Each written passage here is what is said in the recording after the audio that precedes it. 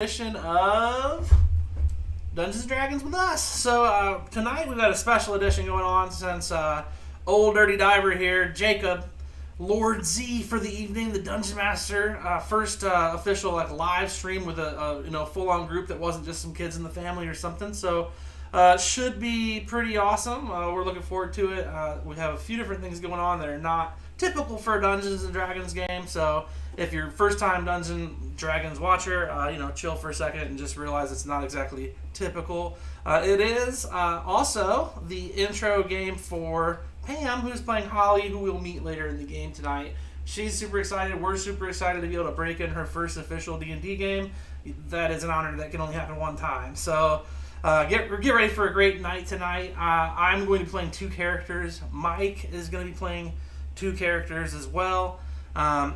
We'll get into those characters as Lord Z opens up the scene for us, and as he wants to introduce us, we can each lay down our character descriptions in order as how we appear in his campaign.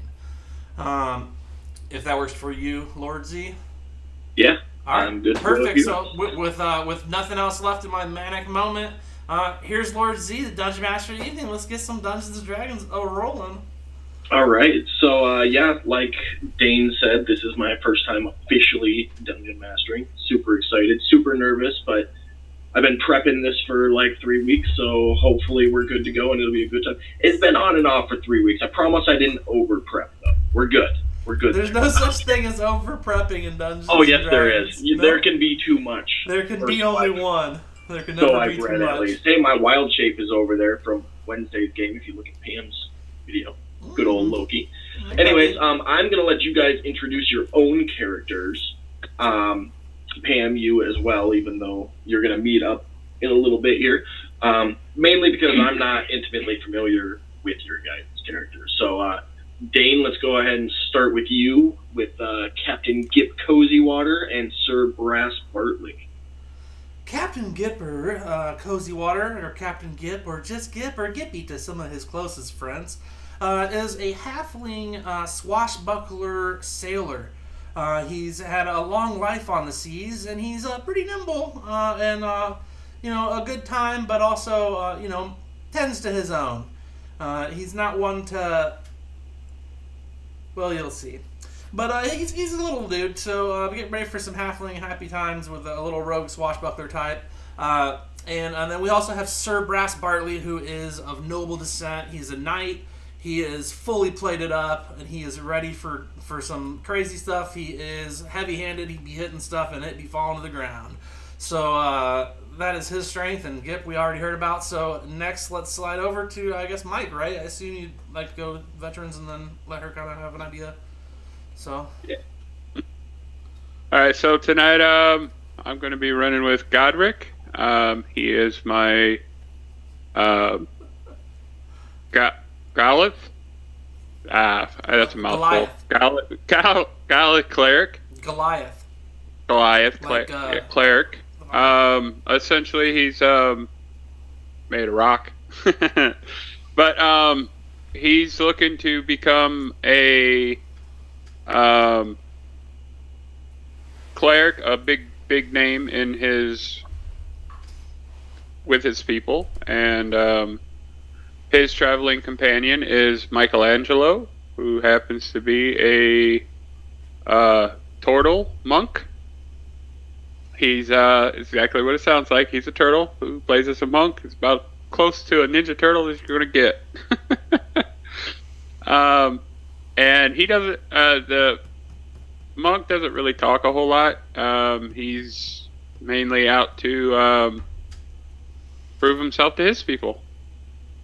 So I kept it kind of simple with their backgrounds on that aspect. So right. Appreciate it. Pam, do you want to introduce Holly, or you want to? Okay. Pam's playing Holly. She is a, pull up her sheet just to make sure I don't get it wrong, a half-elf sorcerer. She has been kind of stumbling around the country of Libashore, which is where our story will begin tonight, and not really knowing what's going on.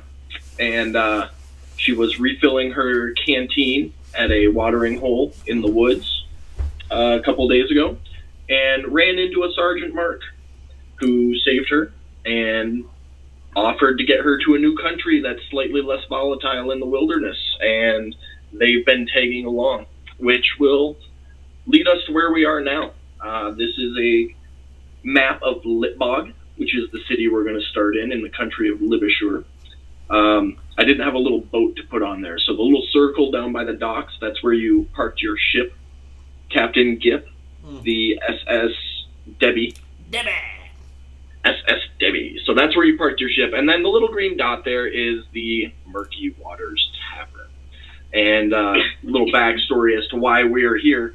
Sir Brass Bartley was tasked by King Rebeb of the country of Lothran to hire a ship and go to the Murky Waters Tavern and meet one of the spies that they have in that country, Sergeant Mark, and retrieve a very important parcel from him.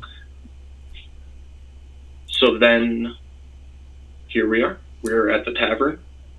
Go ahead and take it away, guys. So Sir Brass is supposed to do this. Gip is just the vessel, essentially, bringing Sir Brass the agent, correct? Correct. Sir Brass Bartley hired Captain Gip Cozywater to shuttle him across the ocean to the country of Libishur from the country of Lothran.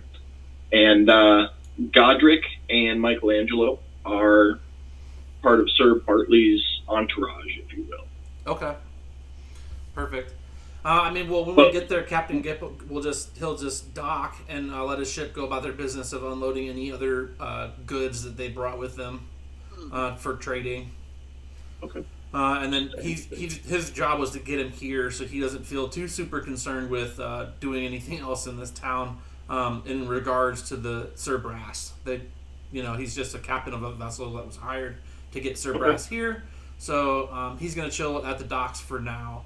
And Sir Brass is going to immediately get about business. As soon as like they say land ho, and they're saying they're going to be docking or whatever, he's going to start to throw his full plate armor on. He's going to make sure his weapons are ready.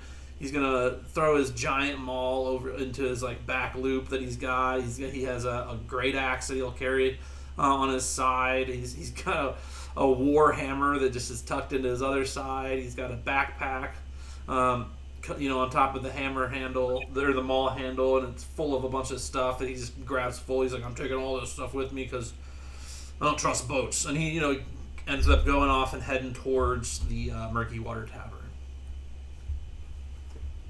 All right. So, yeah, you guys arrive at the Murky Waters Tavern. And you can see inside the door there's a pretty decent crowd going on tonight. Oh, yeah. Nothing special, a bunch of commoners. You do notice in the back corner there are some rich-looking types with private guards. Okay, and then what is this guy we're looking for? What's he look like? Do we know? Oh, so you actually know him. You guys worked together back in the country of Lothran. So up at the top, there's the characters. You can see him. He's a half elf, but you're familiar with him. Gotcha. Okay, yeah. So I guess we'll head to the front door and we'll go in and look for a place to sit for looks like 3 of us, right? Yeah, there's 3 of you there. So yeah, we'll go sit where we're supposed to sit. I'll keep our eyes open for the sergeant. Okay. Yeah, looks like there's a couple spots by the bar right when you walk in. There is that table at the end of the bar. I'd prefer the table at the end of the bar. The one out in the middle of the room there by itself? Yeah, the one where we can see everything from. Yeah, that's good. Okay, so over here? Yeah, there's 3 seats there. It's our table. There's nobody else sitting at it. Everywhere else, there's people sitting or spaces between us all. Right. Okay. In typical bar fashion, as you walk in, the barkeep shouts out to you, "Hello, travelers! Mead's on tap tonight. 2 silver a glass. A pint, rather. Sorry. Got to use the lingo. Cooks in the back. Nothing too fancy. Just some fish, some steak, and I think he's got a nice pot of Everstew going for a couple silver a bowl. All right.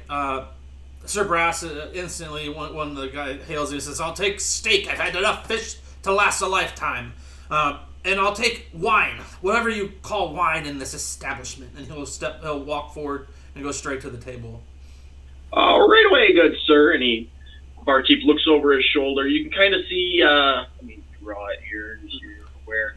This wall right here is actually a half wall. So you can see back into the kitchen. You can see the cook back there. And he shouts over the food order and then quickly gets some wine pouring and runs it out to the table. Awesome. And then Sir Brass has got like the kind of doped like noble cape, like the crest on his armor. Like it's obviously like probably a family heirloom or something. It's kind of a really nice set of armor he's wearing overall. And he's loaded to the teeth, so I don't know if that matters to anybody, but yeah. So as time goes on, nothing of note. People shuffle around, come and go. The nobles are just sitting there getting hammered, being obnoxious because they're rich and they can do whatever they want. But yeah, as time goes on, then one moment. Okay. The time continues. You do see Sergeant Mark, your contact, walk in and up to the bar, and he's got this elegant half-elf in tow with long streaming red hair, and he walks in and makes eye contact with you and then walks straight over the bar and just kind of hunches over it. He's drunk, it looks like, or? No, he looks tired from traveling, but he doesn't look out of the normal, but he does walk in, make eye contact with you, and then straight for the bar. What's our normal operating procedure for getting messages from him, being as he's, kind of a spy? Discreetly. Yeah, I mean, do we have like a drop? Do we have, is there... No, it's a handoff, but it discreetly. However, the situation seems fit for a discreet handoff. I mean, I would probably have the turtle go get it from him. Because he's a turtle. He'll just go over, walk up to the bar and maybe get a drink or something or some stew or whatever he wants. Say, hey, just go over there and discreetly get it from him. So, I would have my vassal do that. Am I watching the commoners at the bar shift around? Is that what's going on? They're just kind of shifting around. They know each other. Yeah, well, it sure looks like they're starting to close in around the person I'm supposed to go talk to. You think I'm not going to notice that? Well, I mean, there's a spot. You notice whatever you want to notice, but it is a tavern. This is working class people, and I mean, since you guys first got here, it's been a couple hours, and about half the crowd has been here since you got here. So they're getting along on the toasty level. So they're getting good vibes. All right. They're having a good time. They're just all moving around. All right. So Sir Brass is sending Michelangelo to collect. Yeah, I mean, I think that makes sense. He's probably the nimblest, probably the most stealthy of the team that's here. Yeah. I mean, I can't walk over there in full plate and be like, "Excuse me," while I nimbly slide my hand and get this paperwork from you. I just yelled at the bartender. They all know who I am. Well, God, Rick's in about the same ballpark, so he's 900 feet tall. Yeah. Yeah. All right, so should have brought the halfling. Michelangelo will walk over this way. This kind of leisurely stroll. He'll look at the barkeep and nod and put one finger up. The barkeep walks over and yeah, and he nods his head yes. One water. And he uses his points. Another of the wine that you just had, or you want something different? Is there a beer on the ale somewhere on the bar? We've got a nice wheat ale that. No. I mean, do I see a glass of beer ale sitting on the bar?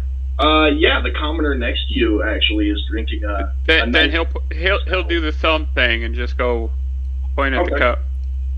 We're coming up right away, sir. And he runs over to the cask he has on the end of the bar. And then Michelangelo will look at the Sergeant Mark and give him the eyebrow raise. You know, like, hey, what's up? What's going on? Do turtles have eyebrows? Well, I mean, you know, they do. I don't think he does either, but he's just, you know, getting his attention without talking. Lean in a little bit, Mike. Show us how it looks. He's like, you know, hey. Okay, you know? Okay. I get it.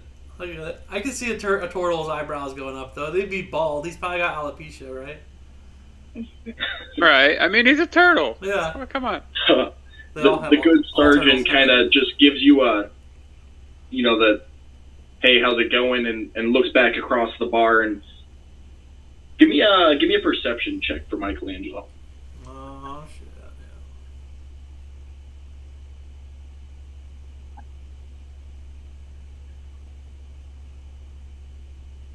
14. Okay. You can you catch out of the corner of your eye as Sergeant Mark crosses his arms. There's a little piece of paper sticking out between his fingers underneath his arm, so you can't really see, but like right here, and there's just some paper sticking out right there. So should I do a stealth check and see if I can hide the fact that I'm taking that? I think that's gonna be a sleight of hand. Sleight of hand, okay. Or stealth, whichever. Sleight of hand, probably. Yeah, I feel like that'd be a sleight of hand. They're the same for me either way, so no advantages. So hey, 22. Alrighty. I would have rolled -1 for that. Like no, like my ability modifier, yeah. I think is -1. All right, so I'm putting it in your inventory here. Where was it? Nope. Yeah. Got it. Oh, I never gave this guy any money. Go ahead and tack a basic starting amount. What, like 100 gold? Yeah, I got you. Okay. I'll give you some silver. You got 100 gold? I don't know what's an average starting gold. I have no clue. For first level, 10? Anyway. For okay. For first level, but like I mean, we're third. I got 62, and I'm a noble. Okay, but that's fine. I don't know. They didn't give me any starter gold, and normally when we set things up, the DM tells me what to put in there. So yeah, 5,000. So for dirty. All right, so you're able to grab the scroll out from under Sergeant Mark's arm, inconspicuously, all sneakily deekily like. Oh. And what do you want to do from there? Well, I suppose drop what five silver. Is that what he said the ale was? Yeah. Yeah, I'll drop 7. Dang, he's loaded. Okay. The barkeep comes back with your ale and collects up the coins and thank you, good sir, much appreciated. And he nods and picks up his glass and heads back to his table. Oh yeah. Well, when you get back, Sir Brass will kind of look at you with he's got his visor up. You know, he's drinking his wine. His steak just got there. He's starting to like cut into it, getting into his potato as well. And you know, he looks at you and looks for confirmation that it's all as well.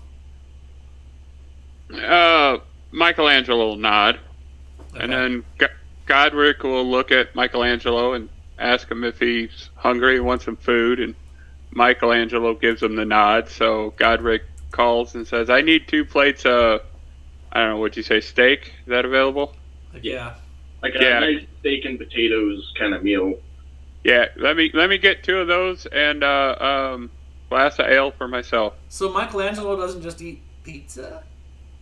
No, because apparently that's not a thing. Is it not an option for some kind of bread with tomato sauce and cheese? I mean, we've got bread and tomatoes. Could pulverize a tomato and smear it on the bread. Run down to the convenience store and get some paste and make a good sauce, you know? There you go. But yeah, steak and potatoes coming right up. And what else was it you said? A glass of ale. And a glass. I need 2 plates. 2 plates. Got it. Yep. Coming right up. And he turns over and shouts the order back to the kitchen. Hell yeah. And then goes about his barkeep duties. I mean, that's about all we had to do for this town. I'm not big on going back to the boat tonight. Not necessarily like we're not in a huge hurry, but I know we can't stay here for long. I do like to try and stay one night over if possible, just because I hate the sea as it is. Okay. I mean, you do float. You do see some doors in the back behind you, as well as a staircase going upstairs. It does appear as though there may be some rooms up there. Well, then again, it's hard to say, isn't it? Well, I mean, as long as they're not on that godforsaken boat, I think I'll sleep good tonight. So, I think Godric a says. night's rest on land would be good. So, yeah, I'll send the Goliath over to ask about rooms. all right. So, do my bidding, ye slave. Well, I mean, I'm busy. My food's already come. I'm like, hey, go and find out about rooms. I'm obviously gonna cover the bill, but like, I mean, they're my vassals. Like, what do you want me to do? Like, I do I'm the same nobility. Like, it's fine. You know, like. At this point, I'm assuming Godric and Michelangelo are used to it. So, Godric will, shuffle over to the bar and get to the barkeep and go, you have an inn here? I'd love to help you. Give me just a second. And he runs over to the nobleman who came up to the bar to get refills because money. Mm-hmm. And just kind of ignores you there for a minute. Aww. Rude. I guess we got to kill everybody in here.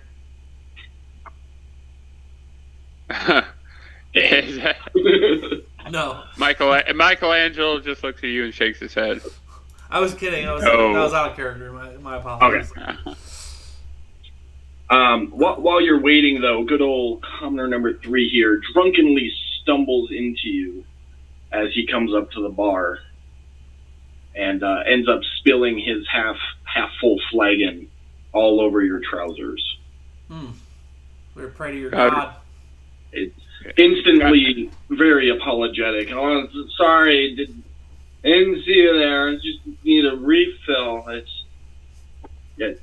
Can you purify food and drink on his like insides and make him not drunk? I don't think that's how that works. I don't know if the spell works like that. I mean, you're the dungeon master. I'm just throwing out ideas. You know, like I don't even have a purification spell, so no. Some kind of cleric we hired. I'm the kind that does a little bit of damage and a lot of healing.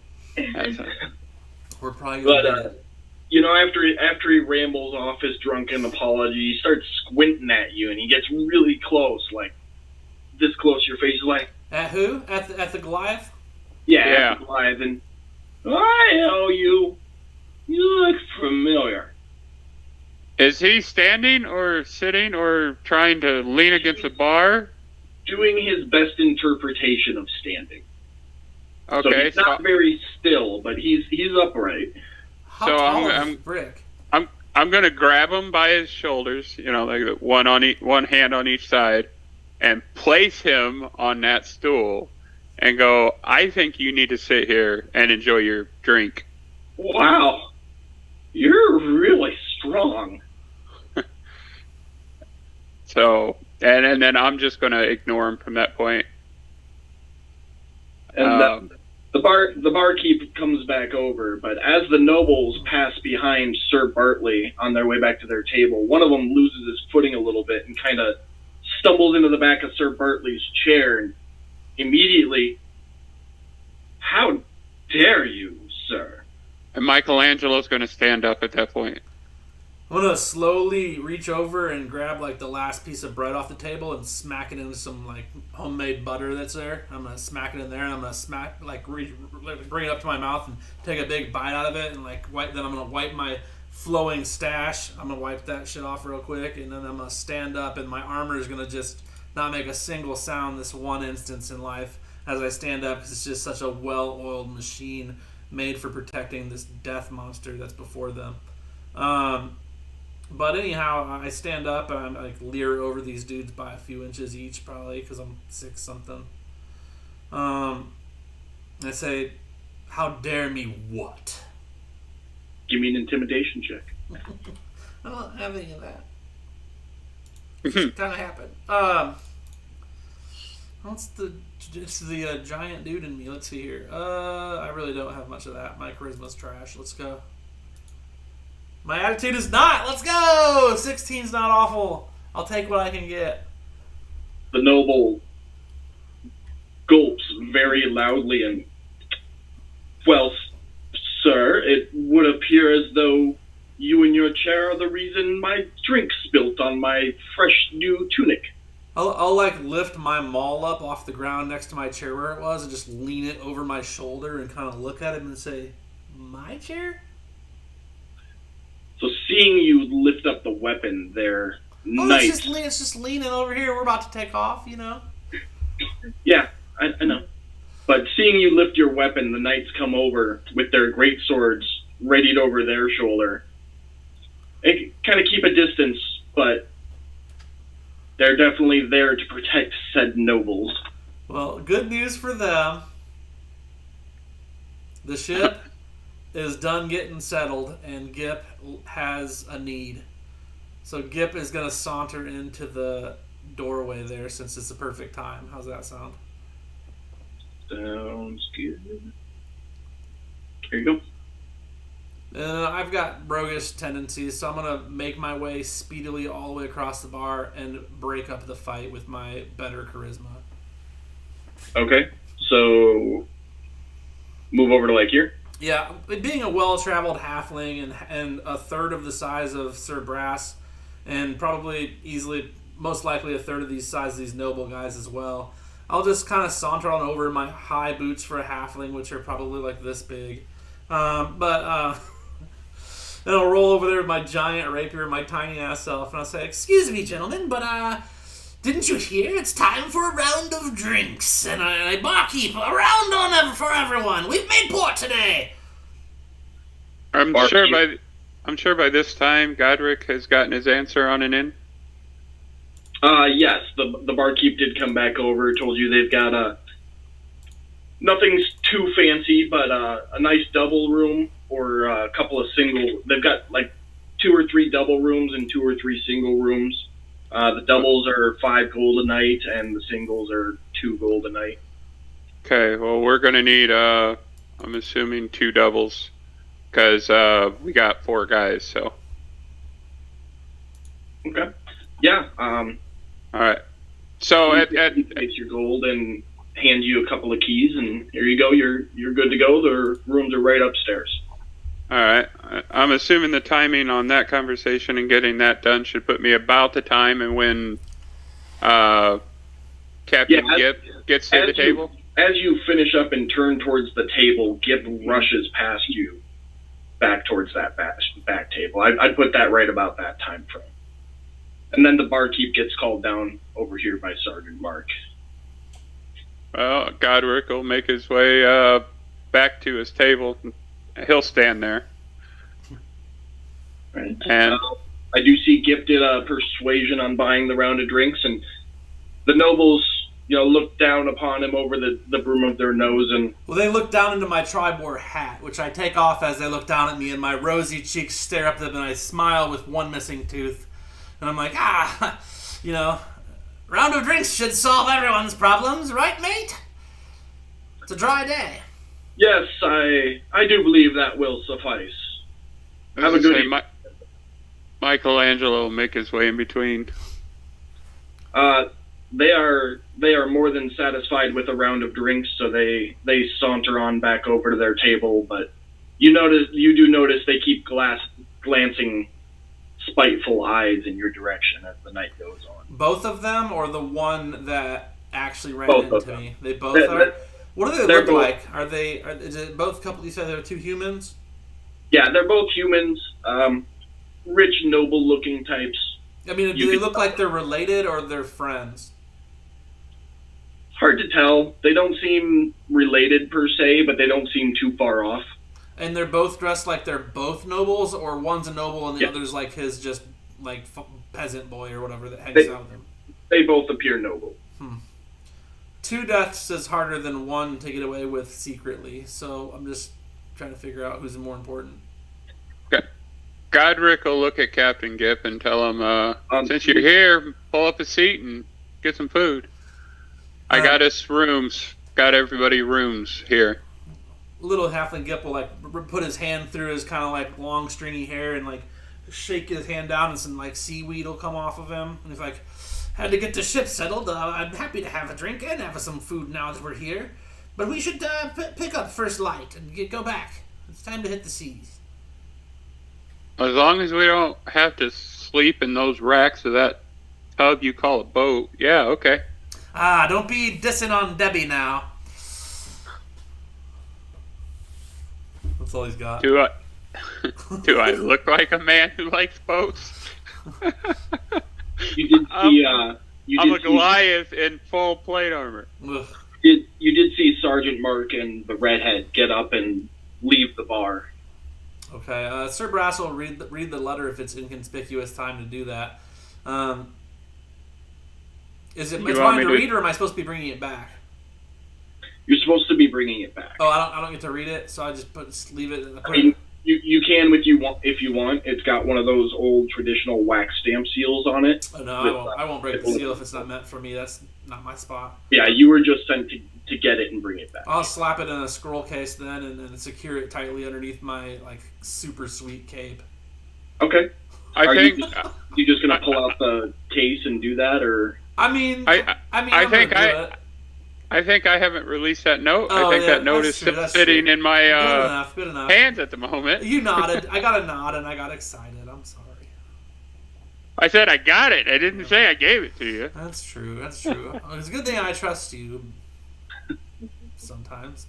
So are you just holding on to that for now, Mike? Yeah, that's Yes. probably best. Give it to me, and I'll get us busted. All right. Well, after that little display, yeah, I think I am going to hold on to it because I know that we need to deliver it. And you have a shell, so like you're protected. Oh, there's no doubt about that. You give me a perception check. All Everybody. of us.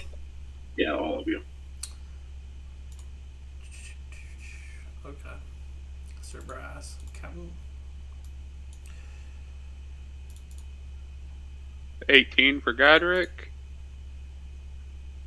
I got 21 for Gip, and 23 for Sir Brass. So you all there's a lull in the conversation. You're all just kind of looking around the room, and you all just happen to notice the bartender at the corner of the bar when he's in between customers, just kind of trying to be subtle about it, but signaling for somebody to come over from your table. I think Gip would go over. He's the smoothest. Him or the turtle, but the turtle's already done his part. Don't need to get him caught now. So yeah, I mean, Gip will slide over there inconspicuously, not like just casually. You know, I'm not like nothing's going on. There's nobody at the bar. I'll jump over there and see if he's got a hot pretzel or something. I don't know what they serve here. We got some rolls of bread. That's fine. Yeah, some bread's good. Maybe some of that every or all the time soup or whatever it's called. Okay, yeah, 5 silver for soup and some bread. And he shouts it back to the kitchen, but then he leans over the bar and, hey, that long-haired feller that was down at the end of the bar with the half-elf with the red hair, he wants your friend to meet him in the market. Said he needs to talk to him about something. Huh. What? I don't. Were they here when he got here? Yeah, they were still here when Kip Okay. got here. Yeah, sure. Which friend? Who do you speak of? The big one in all the armor. I didn't catch his name, unfortunately. Oh, the really big one. Yeah, the really big one. The Goliath. No, the other one. Oh. One with all the fancy plates on his chest. I'm a simple man. I don't know. Gotcha. He'll put a gold down and say, "I'll have another round of the food, please." He shouts the order back and swipes up the coin. Thank you, sir. Hell yeah! So I'm gonna definitely smash on some different foods and stuff from there, and then I'll get back and let Brass know after I finish eating my second bowl and finish my second round of bread. All right. So Brass, you're to meet him in the market apparently, according to this here bartender. I do want an insight on the bartender though before I make any brass decisions. Okay, go ahead. Oof. 9 yeah, not my strength. He's a bartender. Yeah. He's smoother than I am at the He insights. slings drinks and shouts food orders over the half wall of the kitchen. So I'll tell him, like, I guess we can get going and do that. I mean, want us to go with you? Or, I mean, I'd at least, I don't know. I mean, Gip's fine or whatever. He just came to check on his passengers. He's got to get back now. So Gip's heading back to the ship then? Not necessarily, but he's checking on his passengers that he has to get back to bring their. He was, contracted to get them here, but to also bring them back with said information. Okay. Well, I mean, you're basically having a conversation with yourself right now, so. Yeah, I mean, I don't want to go too deep into it, so. Because the Toro doesn't speak, the Goliath doesn't speak a lot, and Pam, hi Pam. Hi. Alright. So you finish up your meals, and they come and collect the bowls and the payment from Sir Bartley. How are you going to take off right away to head towards the market? Are you taking everybody with you? What are you doing? I mean, Sir Brass will just go, and then whoever follows. I think Gip might. I don't know how far away is the market. It's about halfway between the tavern and the boat. Okay, they probably sell like netting there, maybe expert sail. Yeah, it's so on the town map here. I mean, you're at the green dot down at the bottom left there, and the market's this big open area in the middle here. Okay, yeah, no, I think Gip would actually want to go there. He's got a little bit of cash to spend on some extra rigging, so a few extra nets, a few more belaying pins, and just some other just general bolt and tackle that he needs for the ship. He just wants to stock up on a couple extra sails as well, just to have everything he can by tomorrow morning. So he would head that way anyhow, but he maybe isn't necessarily going directly with Brass.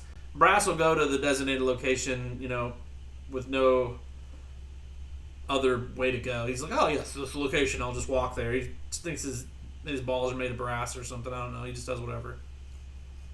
Sounds good. So you're making your way to the market, and everybody give me a perception check for you. I'm guessing you wanted Godric and Michelangelo to come with you? I mean, at this point, he just assumes people follow him around. He's kind of a pompous ass. I mean, he's wealthy, and like he's, is actually somewhat nobility, but he's also been a wealthy his whole life. Being that Michelangelo currently has your note in his shell, yeah, you're probably going to need him. My perception checks sucked. Maybe it'd be great if you did see something out here. Meta. That didn't work out. What the hell? Oh my gosh! I was rolling okay earlier. My perception check isn't popping up for some reason. Do you want me to roll it for you? Or? Roll it in the box. No, I did roll it in the box, and it bounced out of the box, and just click it on your sheet. I just double click it. Hey, that's weird. What I had. And is Michelangelo going to roll too, or? Yeah. I'm getting there. Okay. 17 is better. God help us. So as you're heading off towards the market, Michelangelo hears a whistle from down an alley, and glances down and just kind of sees the top head of a red-headed woman sticking up over the barrel, and some hands from around, like. Michelangelo will elbow Godric and shift his head toward the alley, and Godric will look at Brass and go, "Hey, I think we Michelangelo sees something down this alley. We need to go check out there, boss." All right, keep an eye out. I'll go and entertain it, and he'll march off on his own. Is that just Bartley going down the alley? I mean, how far is it? It's like 30 feet. If that. Yeah, like 50. The building itself is only like 20 feet long, and the barrels are kind of at the corner at the end of it. Yeah, I assume they're close enough within one action to be with me, so that's fine. Okay. So yeah, you go down the alley, and Holly's, or the redheaded half elf, is tucked behind the barrel, and Sergeant Mark kind of sticks his head out from around the building. Come here, we got to talk, but I might be being followed, so this is the easiest way to do it. Sure. I'll step off to the side and not be inconspicuous at all, but not on purpose. Like, my idea of hiding is not good. All right. Yeah, I mean, pretty straightforward. It's just simple information like, hey, glad you made it. Sorry that we had to do this part. This isn't usually how we do things, but I met Holly here, and I promised I'd get her voyage over to Lothran. Please tell me you can take her with you, because I can't take her myself. I got work left to do here. Well, it's not my ship. I don't have the right to say who can make passage on Captain Gipper's ship. We have an arrangement, and he's been paid. Perhaps. What was he charging per person? 50 gold. It was quite expensive. Perfect. I've got 50 gold right here. Buy her voyage, get her there. I can't hang around. I gotta go. And he kind of shoves a bag of gold into your chest containing 50 gold, and then takes off down. Right before he leaves, I say, Sarge, don't remember the time in the canyon when we fought the orcs. They were following us for many days, but we came out on top. Do not fault in your mission. Strong I shall stay. And he disappears around the corner. Oh, yeah. Well then, Holly, is it? Yes. Shall we? Let's go. Can you guys hear her all right still? Yep. So tell me, Holly, what's she look like? So she's a redheaded half elf. Is she wearing any particular type of clothing? Is she carrying anything? Do you need some help there? Yes, I do. You really can kind of just make that up. Like, it's not going to be rule breaking. It's just your physical description of how you feel like you look. Kind of like when I was like, Sir Brass Bartley is this kind of a decent, bulking, big-ass dude who wears a lot of armor and carries a whole bunch of big, heavier type weapons. Like, that's his whole description. Whereas, Gipper was a little bitty guy who has one long sword or one rapier and not wearing as much armor or anything. He's just a little bitty guy. The same thing for you. So, like, just, is she carrying weapons? Does she have armor on? Is she wearing a specific color of clothing? Spear and a dagger. She walks with a spear, kind of doubling as a walking stick, and you're wearing like a dress type thing. I'm wearing like a dress. Yeah, kind of like a deep dark red dress, long red hair. So, like, is the color, the shade of red of the half elf's hair? Is it like the same color as the dress? I mean, they're what? Yeah. Okay, so it matches like almost identically, huh? Oh, you can't tell. You can't really. Oh, okay. So it's like your Yeah. hair right there. Cool. Right here. Yeah. Well, that makes good sense. You dyed your hair for a quick cosplay. I dig it. That's where we're at. Awesome. Okay, so and then is she tall? Not really. So like 5'5" or less. I think that's when I was 5'4". Okay. And I'm 130 pounds. So Sir Brass would think you're like 5 foot because he's an ass. But yeah, he would definitely saunter ahead of you, or like he actually lets you probably go first, considering you're a lady, and he'd be all like Sir Brass in it. Well, thank you. That's kind. Yeah, he's got to be all chivalrous. Chivalrous? Chivalrous. Chivalrational. Chivalrous, I believe is chivalry. He'll be good. A person. He'll be good. So as they come walking out of the alley, Michelangelo will nudge Godric and give him the shoulder, like, what's going on, and Godric will look at Brass and go, what is this? New This is passenger. Holly. Hi, I'm Holly. Okay. And he looks at Brass. It's a new passenger. I assumed that the halfling would take payment. We'll have to find out when we see him next. And Michelangelo kind of motioned to his shell where he's holding on to your note, and hey, what's Yeah, I can pop my scroll case open, and you can slide it in there. You want to slide your scroll into my case? Yeah, I'll give him the scroll. All right, cool. Thanks, buddy. Seems like a good spot for it. Pop the top back on it, All right, so you guys exchange quick pleasantries as on your way back to the tavern, and was there anything else you guys wanted to do, or turn in for the night, head back to the ship? Yeah, I mean, Sir Brass feels good. Mission accomplished. He'll probably, as per usual, take up with the turtle because he doesn't really want anybody to talk to him when he's doing his things anyway. And the turtle's the only one that doesn't snore, so he'll definitely have him as a roommate if wherever Michelangelo's going, that's where he's gonna go. Okay. For his wherever Michelangelo's got the bed set up for, because vassals. And then Gip will just go. He'll sleep with the Goliath. He'll get a little tipsy, so he won't really care that the Goliath basically sounds like a mountain. All right. And He sounds like he is. And then what about Pam? Like, where's Holly sleeping? She's probably, I don't know. Where can I sleep? Sir Brass says. Abandon me here. Sir Brass says, "Oh, I've made a huge mistake. Of course, take the bed. I will stand watch." Well, that's kind. I don't know if I feel comfortable enough. I'll just find a little corner over here for now. It's been a little rough couple of weeks trying to get here. I'll just sit here, and I just move to like a little corner by myself. Very, very well. He'll pull off like the blankets and a couple of the straw pillows off the bed and like pass them over to you. Say, if you insist. Okay, if you insist, that's fine. Thank you. And then he'll lay on the bed that has the blankets and pillow of the two, and then leave the other one for Michelangelo. Okay. all right, so you all get a good night's rest. Maybe some dreams haunting you from your past or whatnot. I don't know. That's dependent on your character. But you all wake up pretty well rested the next morning and make your way downstairs.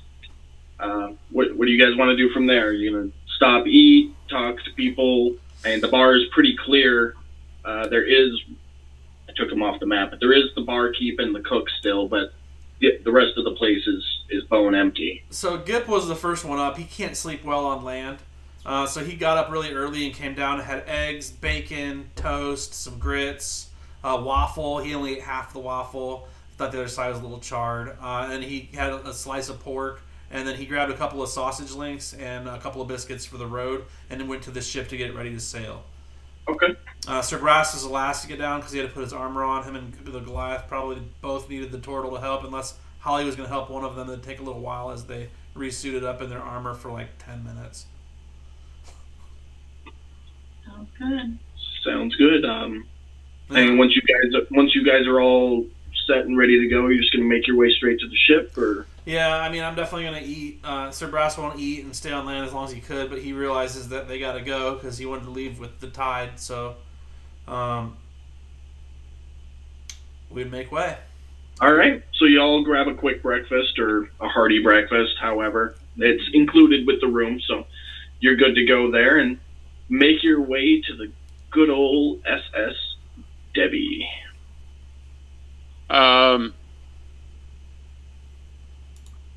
Godric's gonna stop and check with Brass before we leave town. The last outing we had depleted my health potions. I only have the 50 gold for Captain Gip, which I would have given him that night before, like when we were going to our rooms to confirm her passage. And he would, Well, I mean, those things are great in an emergency situation. You know that, boss. yeah, absolutely. I mean, I have 50 gold. I mean, whatever. What do you think we can get with that? So we would definitely. I'd be open to spending what I do have on a healing potion. Well, we should probably check town and see if it's available and what they run. Sure. Do you want to run through that, Lord Z? Or? Yeah, you pass through the market district on your way. Most of the stalls are closed, but some of them are starting to open up. And as you pass through, you do notice some regular health potions for sale for 30 gold apiece. All right. Sir Brassel actually has 62 gold, so he'll fork over to buy 2 of them and take one for himself and give the other one to the turtle. And okay. And then yeah, that's it. They're how much? 30 apiece. Yeah. Okay. So much for that idea. Leaves the noble with 2 gold. You guys can just add those to your sheets, respectively. With the money that Tortle and Godric has, I should be able to pick up one more. Okay. So, just leave one prepared. Just leave however many prepared on your sheet and take the gold off. Okay. Just standard health potions? Dane, I sent you a message. I mean, I saw the one about the ship. You talking about the other one? I just sent you one. Okay. I get you. So, all right. So, yeah, you guys get your respective healing potions, make it back to the ship. Put you boardwalk on the left here, so you all just kind of file in there. That can go away. And Sir Brass Bartley. As you get to the ship, Gip is up on the deck, shouting orders to his little skeleton crew of 6 to start getting things ready to get underway. Oh yeah, he's totally getting slapping.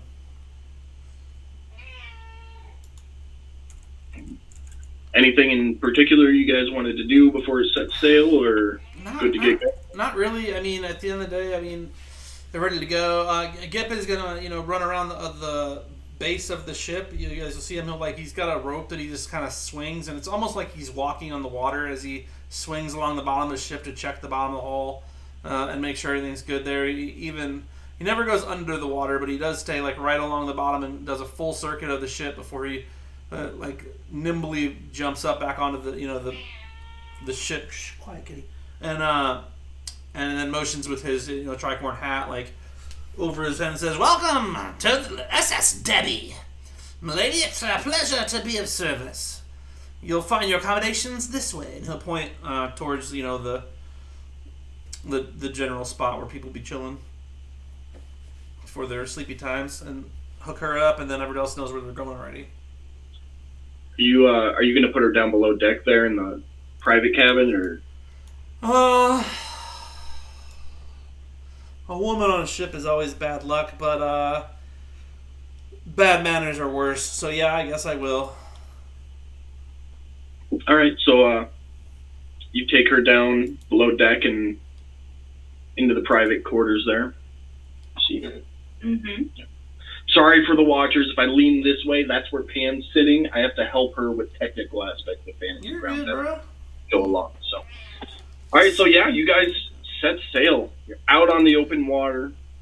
The wind is in your favor this time. So the week it took you to get here is cut almost in half. So it'll take 3 to 4 days to get to Harthen in the country of Lothran. Take it away. Is there anything you guys want to do to help pass the time?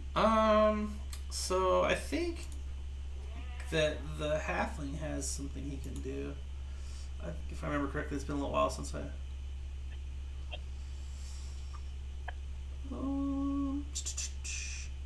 Yeah, I mean, Captain Gip, when he's not, manning the boat, will sit at his desk and practice letters. Okay. And then, like calligraphy letters. And then Sir Brass will oil and shine his equipment. The first day out, like once to get the dust of the city off of him, and then he'll leave his full armor on whenever he's up and about. But he'll probably read a book. Okay. What about Michelangelo Godric? Michelangelo most likely be hanging out, I don't know, probably here, I suppose, towards the middle of the boat, just doing the meditation thing, where Godric is probably going to spend most of his time down below. Okay. Sounds good. You do see the crew members kind of start doing their normal rotations, guard watches and such. This is one of those beautiful ships that once it's running, very low maintenance to keep it doing so. So usually run a crew of one or two active at a time, and then they rotate throughout the day. And as time progresses, you kind of see that take as it goes. Holly, is there anything you want to be doing? You're not confined to those quarters. That's just. Oh no, she is. Oh, she is? No, I was kidding. You tell me. No, Captain Gipper's a happy host. He would show her around the ship if she wanted to. No, I'm just relaxing for the time being and organizing the few items that I have. Like I said, it's been a couple rough days, weeks, so I got here. So I'm just going to relax for a little bit and kind of organize what I have with me and just relax for the time being. Perfect. Okay. So yeah, the first day goes off without a hitch. Holly gets a little seasick, but nothing too bad because I know how Pam is with the water, so that is what it is. But the first day goes off without a hitch. Good wind, decent temperatures, not too bad. Make some good time. And the second day starts. So you guys just want to keep doing what you're doing? You want to do anything different? Yeah, no, I'm good for just continuing on until anything happens. Obviously, we have a couple of guys on the ship that are keeping watch. Gip is going to make sure to keep everything tight and keep everything sailing well, navigating well, and just keeping an eye out for any threats. Obviously, the high seas is a dangerous place. Got the spyglass at the top of the crow's nest, going nuts with my main dude up there. It can be Gip if it's easier for you, or an NPC crow's nest. Yeah, we can. This little archer here, we'll put him on top of that mast beam. That'll signify that he's up in the crow's nest. Sure. So yeah, I mean, we're just keeping out. I mean, the sea's a dangerous place, so it's the Wild West of the Dungeons and Dragons. Yeah, you know about that, don't you? So yeah, the day progresses. Oh, I'm sorry, Holly. Was there anything you wanted to be doing today? Is there anything to be exploring around the ship for, or not really? It's up to you. You can walk around the ship. Yeah, I'm gonna be walking around, I guess, just exploring. Okay. A bit. Where do you want to walk around to? I'll move you. Just let me know where. If you didn't notice, the right portion is the below deck. Yeah, I'm gonna kind of go where Godric is, kind of within the same area, just because I don't feel comfortable enough to be by myself. But, okay. Do you want to be like right up next to him, or? No, I can give him a little space. Okay. Big scary. Yeah, Godric say this is the bottom of the boat, right? Yes. Like in the bows, right? Yeah. No, Godric is not going to be on the top deck at any given point in time. All right. Did you want to talk to anybody or do anything? No, I'm just looking around and watching everybody. Yeah, it's a ship. Mm-hmm. It's a really big boat. I'm on a boat, mother. Okay, so you guys come up towards the end of the second day, and the wind just stops. You guys have had a nice, good breeze going, keeping you moving at a very nice pace, and the wind just stops. Gip calls down and says, "All right, Helmsworth, time to put your invention to use." And the gnome that works the bowels of the ship kicks on his bicycle invention where he pedals, and 4 rows on each side, 4 oars on each side pop out and start rowing as he bikes. So we're gonna call that the Acolyte 2 there. He's on a little bike. I mean, that doesn't have to actually be real. I was just seeing if you go for it. If you're going for it, I'm down. I'm down to have a gnome. If you want to run that, that's fine. It's your ship. Hell yeah, as long as his name's actually Artemis and I just call him Helmsworth. Artemis. Yeah. Oh yeah, we got a mechanical boat. We're ready. Kind of mechanical. All right. Yeah, I renamed him Artemis there. So yeah, Artemis is he's in the aft portion of the lower deck. He's got his little contraption which powers a couple of handheld oars. It's very, very slow going, but it at least keeps you moving. But almost immediately after, I would say within a minute or two after the wind stops. What was that for? I just throw a dice in there, sorry. Okay. A very strange looking being appears up on the stern of the ship. And he looks like a sea creature, and he just... Why are you throwing dice for? Sorry.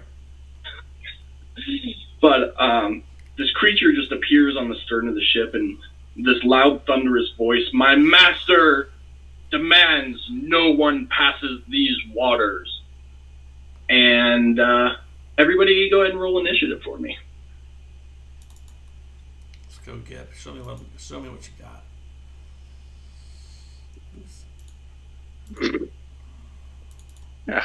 Godric rolled a 1.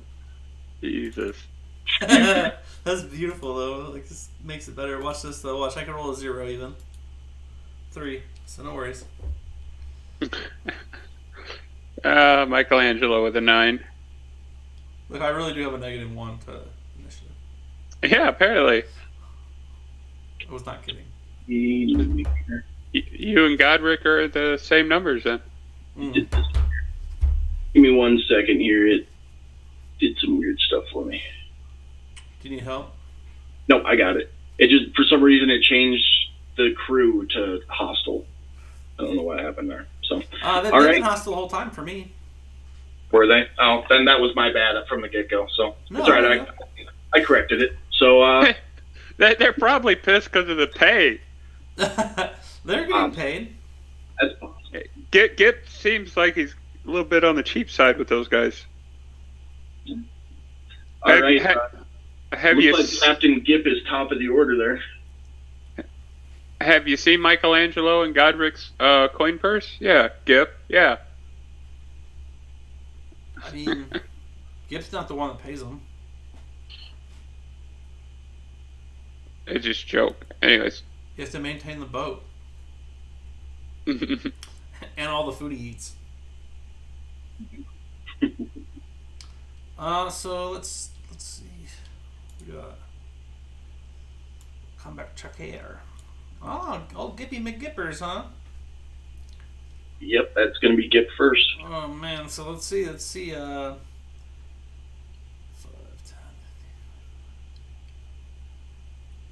Hell yeah! So I know that swinging out on his rope contraption over to this way is not really feasible. But it is. I have with double movement, I can get to him a normal way, like this way. I can get to him. But for showmanship's sake, can we just say that I swing out and skirt across the top of the water and then swing up there and just dive at him with my rapier? Yeah. Give me an athletics check. How about acrobatics? Or acrobatics? Yeah, you're right. I mean, That's what athletics would be. I would never do that with that. I mean, I got a 10, so it wasn't as pretty as I wanted it to be. Yeah, you. I'm dead. I'm gonna say you swing out, but you lose your grip at some point and slide down the rope a little bit. So you do end up over here, but you are standing on the edge of the ship. I'm gonna sidle on in one more step. You just just barely made it to the handrail. Well, I will pull myself over and stab this dude hardly in the face. Okay. Hardly it is. Let's see what he's got. Oh god, do I not have weapons? That's not good. I do have weapons. I don't know why they're not. Oh, somehow. Okay. That's going. Quiet, cat. You're chilling. No, you're not chilling. Okay. I want that too. Okay. That looks right. Okay, cool. Sorry. So rapier for this dude. Ugh. Oh my god. Oof. Automatic miss. So you, as you take a slice at him, your rapier lodges into the, I don't know, the big wooden piece of the stern that sticks out, and it's lodged in it. Oh my god. I'm so upset. That's my favorite rapier, and that was my sweet move turned to just sour pants. So, is that it? You gonna do anything else, or? I mean, I've used all my movement and my attack. I might as well just be dead. Worthless captain. Archer 1 Attack is... men. Okay. Hearing the order to attack, shoots down a shot with his longbow. Oh, yeah. And hits. I'm docking his pay anyway. You should have seen these guys coming a long time ago. Dealing 9 damage. And then Archer 2 is actually currently below deck, but here's the order to attack and starts running. 5, 30 to put him right there. And he's going to swing a longbow as well. And he's going to miss. Oh, And Jesus. Acolyte 1. Bear with me here just a second.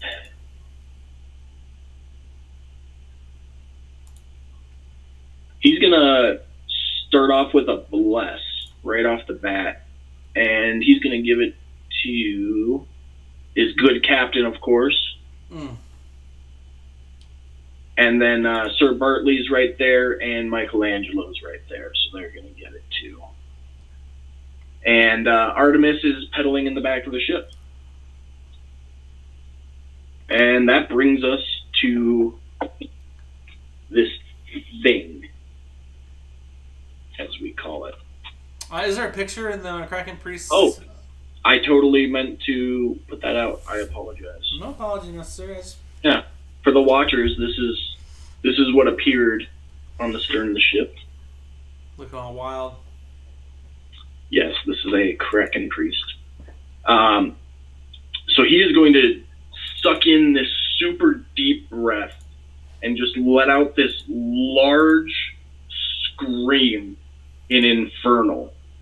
Does anybody speak Infernal? I don't. I don't think I do. Let me check. I don't think you do, Holly.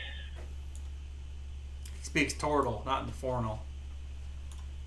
Oh, you do speak Infernal.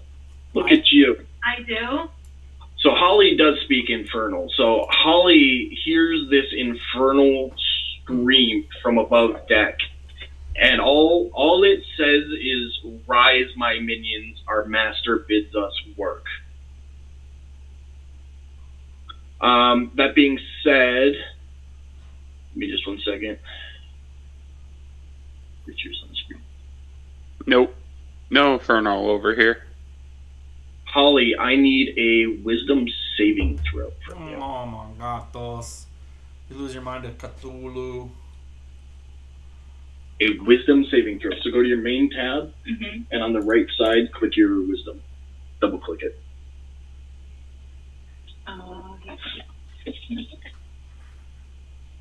The wisdom. WIS. Yeah. Yep. 8. Okay. So you are frightened of the thing above deck. Where are you on here? So, Dane, can you give her a quick overview of what being frightened of the priest means? It just means you can't go towards him, and you can't. You just can't approach him. And I believe you're at disadvantage to attack him as well. Oh no. All right. And that is it for his turn. So, Michelangelo. Okay. Is the boat stationary, or are we actually adrift? You guys are like crawling. Okay. I mean, not even.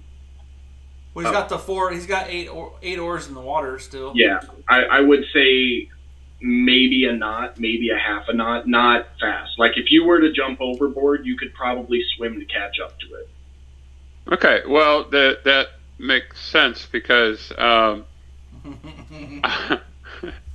I'm about to use my boots. Were they made for walking? They're made for flying.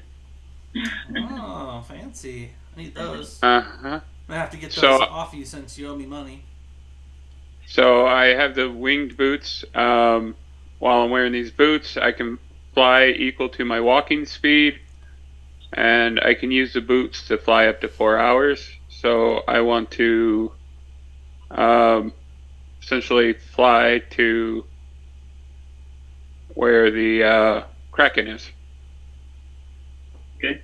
Roll me a perception check real quick. Yeah, sure.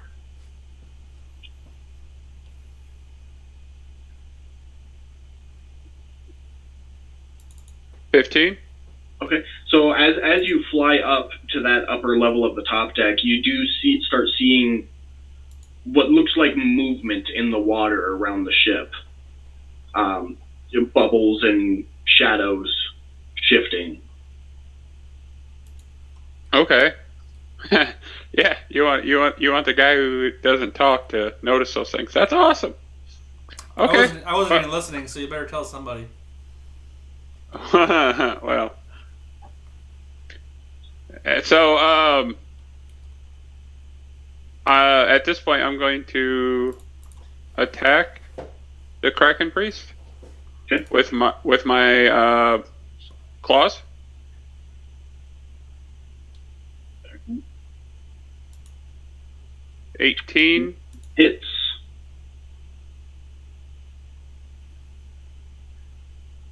or 5 points of damage. All right. And because he's a monk, he'll get to take a second attack. 24 to hit. 7 damage.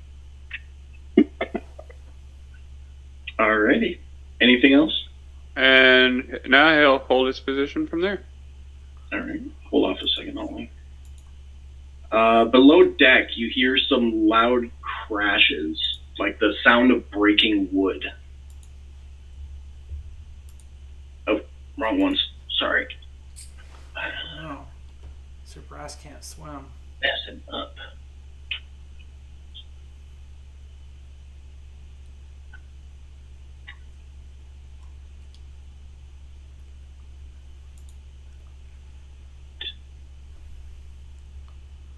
So, all right.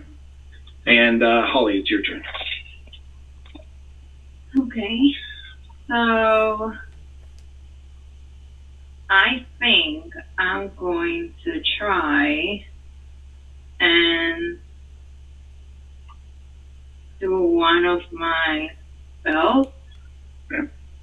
Oh, for the notation from the DM, there were some sea creatures, some sea spawns that crashed through the hull of the ship and are currently on board on the lower deck. Yeah. Give me one. I forget that you're streaming still. Yeah, you're alright.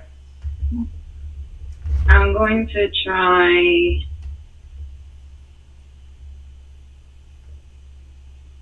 this weird creature here. Beast on 2. Hold on. And hopefully And what are you trying to do? I'm gonna try to use the acid flash on him. if you guys can't hear her, she's going to try to acid splash Sea Spawn 2. Yep, I heard it. Okay. Okay. She's loud enough. It's Dane's favorite. Acid splash. No, that's acid spray that he loves so much. This is splash. Gotcha. And he failed his save. Go ahead and roll damage. Do it. Max damage right off the bat. Look at you. All right. Anything else you want to do? Can I move a little more towards the center? You could. You would take an attack of opportunity. Dane, how does disengage work? Run me through that. She's moved already, and she's taken an action. If she leaves its space, she'll take an attack of opportunity. And it's an action to disengage or a bonus action? It's an action to disengage. Okay. So I was wrong yesterday. I apologize. It's a full action to disengage, not a bonus action. It's a bonus action to disengage if you're a rogue. Okay. So yeah, if you were to move to the center of the ship right now, you would take an attack of opportunity. Which might be fine if your armor class is really good. Well, no, I'll stay where I am for the moment then. Okay. Is that it for you then? All right. Guard number 1 is gonna take a spear at spawn 8 here and miss. Guard 2 is gonna do the same at this other spawn and miss. Quite the crew you got there, Gip. I mean, And we're just regular sailors, guy.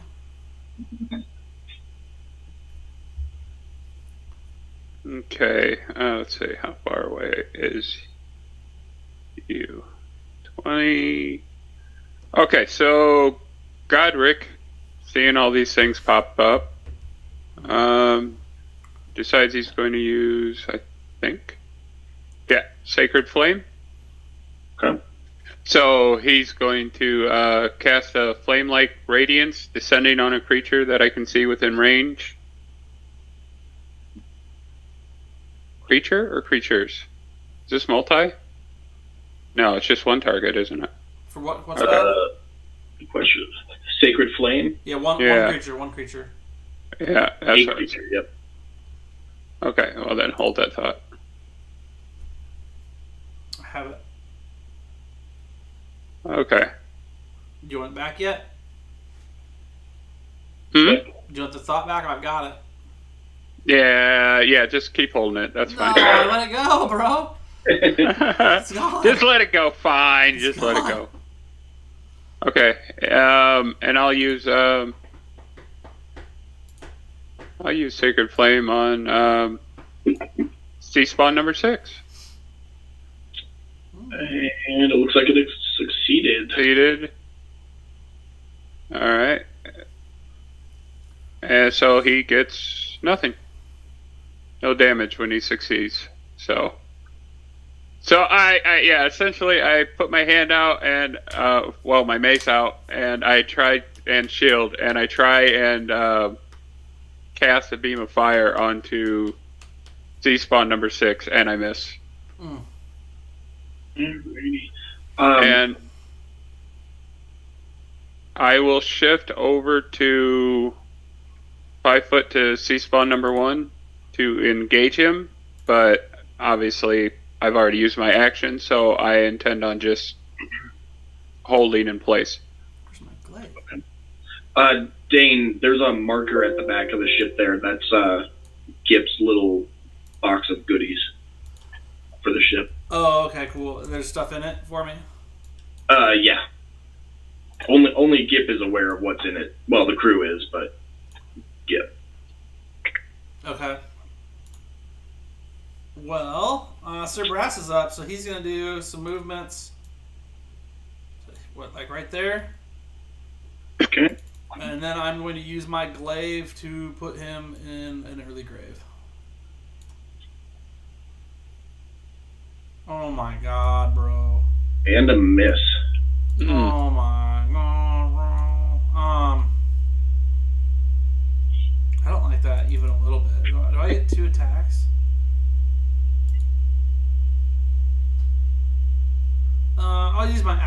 action surge to go ahead and attack again. Okay.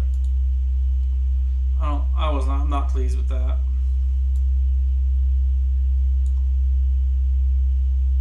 There we go. There you go. 28 hits. Okay, 13 damage. That's much better. Okay. 13. Die, foul beast, as he slams the glaive in there, which was on the ship. I don't know. It wasn't on my sheet, but I did put it on the original sheet for something, and it wasn't there, so I glaved the shit out of him. All right. Is that it for that turn? I think that's all he can really do. All right. So since we're top of the round here, as that second glaive attack slams down into the Kraken priest, you start seeing tentacles, giant tentacles popping up around the ship. And, just like in scene from the movie, they just erupt out of the water and kind of sway there for the moment. Stupid tentacles. Well, Captain Gipp doesn't like that, so he's definitely going to have to take care of business. I think that the Kraken Priest is the answer, so I'm going to just go ahead and smoke this dude again. Can I yank my rapier out? Yeah, give me a strength check. Athletics, strength. Athletics, they're yeah. The same for me. 17. Yeah, so you are able to dislodge your rapier from the wooden beam and keep it on you. Oh my gosh. 15 hits. So, I was so worried. That little D4 did not hurt at all. That was good to have. Your +7 saved you is what it was. Oh, yeah. I think I get 2d6, right, at 3rd level? This isn't so. Hang on. I have to go to. Let me check something real quick. Classes.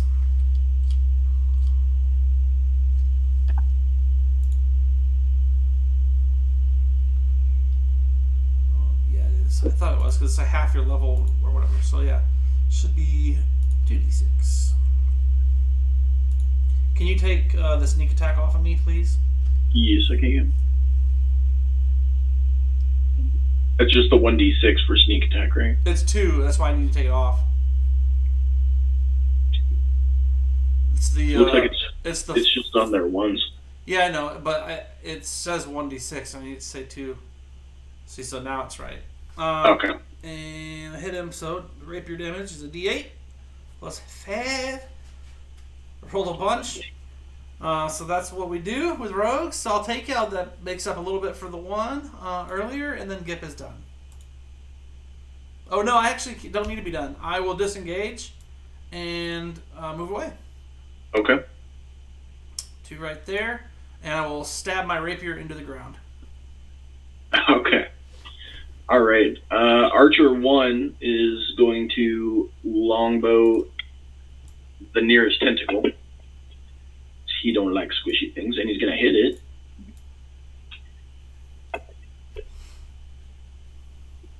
For 11 damage. Archer 2 is going to do the same thing.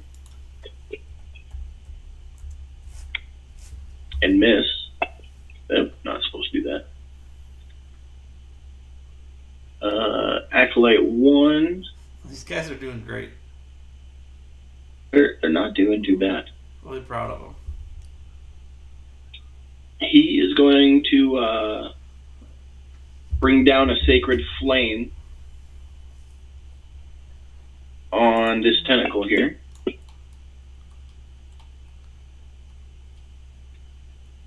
Which fails. Is that right? Yes, fails. So the giant tentacle versus acolyte. The acolyte fails. It's a dex save, though. It failed on a 2. It's a DC 12. I'm not sure how you have it set. Did you set it up yourself? No, I didn't. That's how the character came made. So you mean the tentacle? Or the acolyte? the tentacles based off another creature, so I left everything set up that way. Okay, well the Acolyte's dex save is +0. The Acolyte wasn't doing a dex save. The tentacle needed to. I'm just wondering why it failed on a 2. Oh, yeah, no. Because the DC is 12. Yeah, I was thinking that backwards for some reason. You're playing the other game. Yeah. So he gets some damage. DiMaggio. Artemis is still pedaling away until he's told to do something else. And we're back here to the good old Kraken Priest. So we're going to do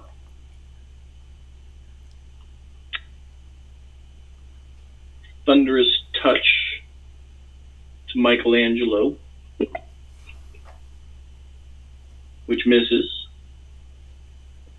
And he's going to sling a Thunderbolt over here at Sir Bartley, which hits. Mm-hmm. Of course it does. 26 damage, and he is prone.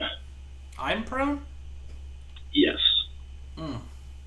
Thunderbolt is one target, 2d10 lightning damage plus 2d10 thunder damage, and the target is knocked prone on a hit. That's a lot of damage. Yeah. And that is it for his turn. Michelangelo. All right, so Michelangelo is just going to keep up with the claws on the Kraken Priest. Oh, wait. That's not the right one.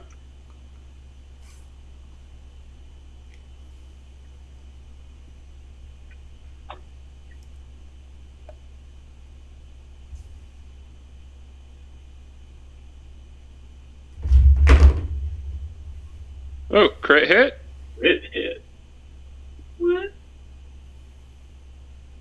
For 8 points of damage? Okay. Okay. A little bit of time. That's 2. Yeah. And 17 to hit? With 4 damage. And he's just going to hold his position. All right. Giant Tentacle Number Uno. Gonna take a swing here. Who's closest? Bartley looks pretty close. Disadvantage because I'm prone. Hold on, he should have. Yeah, so the tentacle rolled at advantage, but I forgot they're supposed to roll at disadvantage because tentacles do not have eyeballs, so I built that into them, but I gotta click it. I think. So Oh no, it's ranged attacks that are disadvantage on me if I'm prone. He would have advantage, so it would just be normal, is what you're saying. So there actually isn't a giant tentacle in the creatures list on Fantasy Grounds, Right. so I just kind of, Maybe. homebrewed this, but I made the determination that since a tentacle can't see what it's doing, Yeah, no. all of the attack rolls are going to be disadvantage. That tracks. So since you're at disadvantage because you're prone, that would make it a regular attack, if I'm correct, yeah? Well, yeah, because it's at advantage to hit me for me being prone, but it's at disadvantage for being blind, so it'd just be normal. Yeah. So we're just going to roll a normal d20 then and see if that hits. Does a 19 hit? Oh yeah, I'm basically a walking dead person at this point.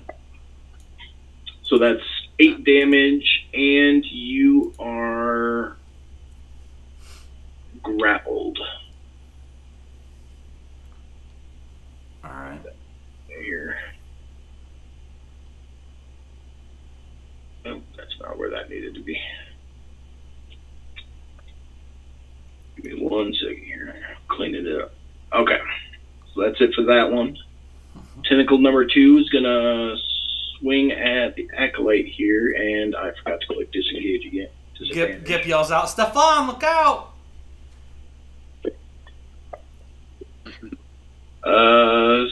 6. Oh, that's a nat 1 miss, so Acolyte is going to get an attack of opportunity there. Oh, yeah. By 1. I got to find him on the list. Give me a second.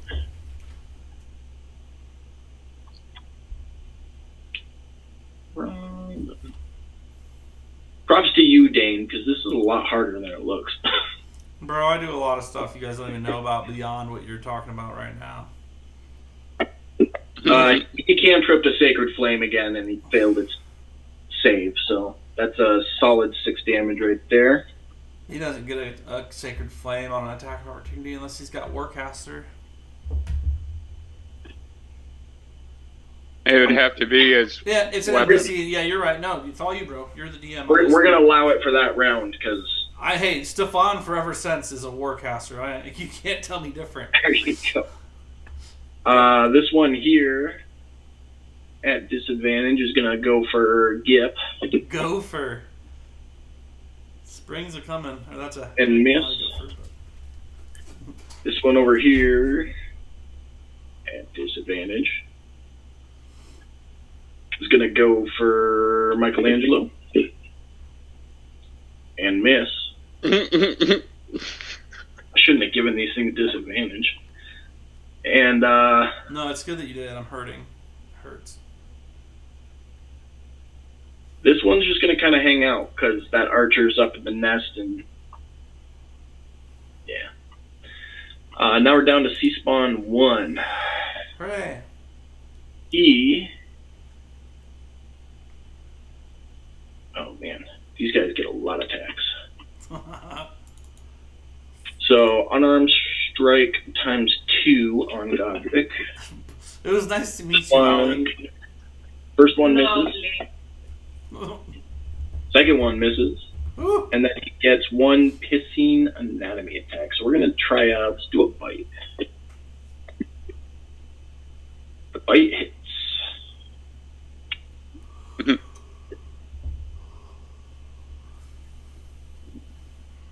That's it for that one. C-Spawn 2. He's going to do the same maneuver, just on Holly. First one hits.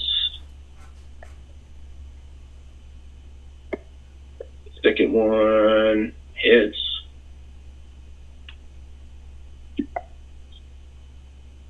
And the third one, almost a crit. Lovely. Also hits. That's it for that one. She dead yet? 6. 6 is gonna run over here. Okay, that's best. Holly doesn't need any more. I'm here. Help! Oh my 7's God. gonna take a go at the guard. Have you ever been out to sea before, Holly? Yeah. Oh. Well, eating's gonna be good tonight when we get these octopus tentacles. Absolutely. And there's that. Hope you know how to make a good calamari. Light hits. And the last one. Do both these at the same time. 11 and a 16. One of those hits. Don't let And- guard 2 die, Godric. And the bite misses. Ollie. Well, I'm pissed off and I'm in pain right now. So,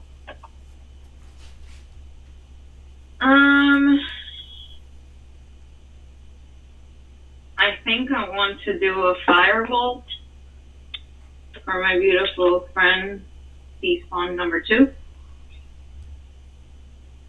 Alright. Let's see.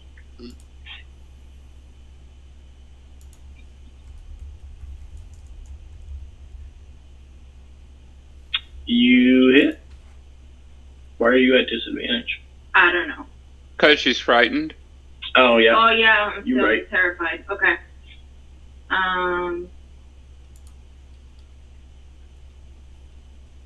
8 damage.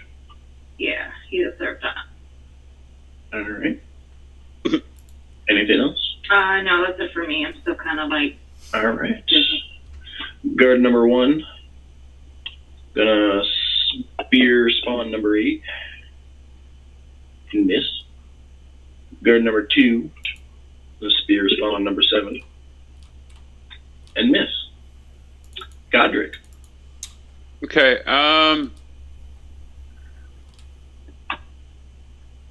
So this question's more towards Dane. When it comes to bonus action spells, those cannot be cast with a regular spell. Is that correct? Yeah, I don't think you can cast 2 spells in a round. I know you can't cast a spell and attack in a round either. I just read it. Okay. I mean, that's Dane's ruling, though. This is my campaign. Oh yeah. Well, okay. So I'm trying to follow the rules in general. No, I didn't think it. Yeah, I guess you could change it if you wanted to, but I wanted to make sure that there was a I talked ruling on that. about it yesterday, and you can do 1 spell per turn, but like if you have a bonus action spell, you can do that and attack in a turn. Okay. Let's go. Okay. Okay, that works. Like a normal melee attack along with a bonus Both action. my characters die, and I make an Eldritch Knight. Okay, I'm checking because I have Shield of Faith, which is a bonus action spell. And I want to use it, but I also wanted to use my Cure Wounds, which is a standard action spell. So... Yeah, no, 1 spell per turn. But if you wanted to do a bonus action spell and an attack, I'd allow that. Okay, so I'm going to cast Shield of Faith on Holly. That'll give her a +2 to it'll be on her both of AC. you. It's you and her. Hey, Mike, I will... Yeah. Because I'm helping Holly, if you want to take that spell back, you can. I forgot to remind her to use Mage Armor on her first turn. So I'm going to stick with it. Okay. And because I want to leave it there, and I'm going to use my mace. Yeah, I'm going to use mace on sea spawn number 1. You're spraying mace in its eyes? No, I have a mace in my hand. That stuff burns, bro. Be careful. 30-20 to hit. Yeah. Max damage. Let's go. Max damage. Yeah. 8 points of damage, and I will hold my position. Oh, thank the Lord of the Deep. Sir Bartley is pissed, flustered. There's spittle in his drooping mustache.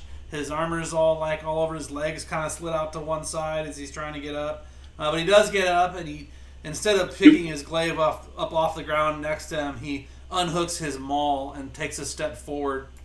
And I can't. I'm grappled. You are grappled. Yep. I'll use my maul and just. No, I won't. I'm going to retract. I'm sorry. I forgot I was grappled. I can still attack while grappled, so I will use my glaive and I will swipe it up from as I'm on the ground. I'll swipe it up and attempt to hit the Kraken Priest. So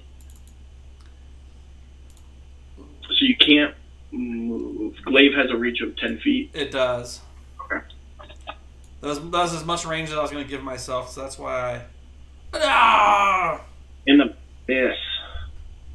So close. Can I use my DM inspiration you gave me? I didn't give you inspiration. Oh, I just clicked it. Come on now. That's fine. I've got another action surge though, so I'll just use it. No point in not killing this thing after not.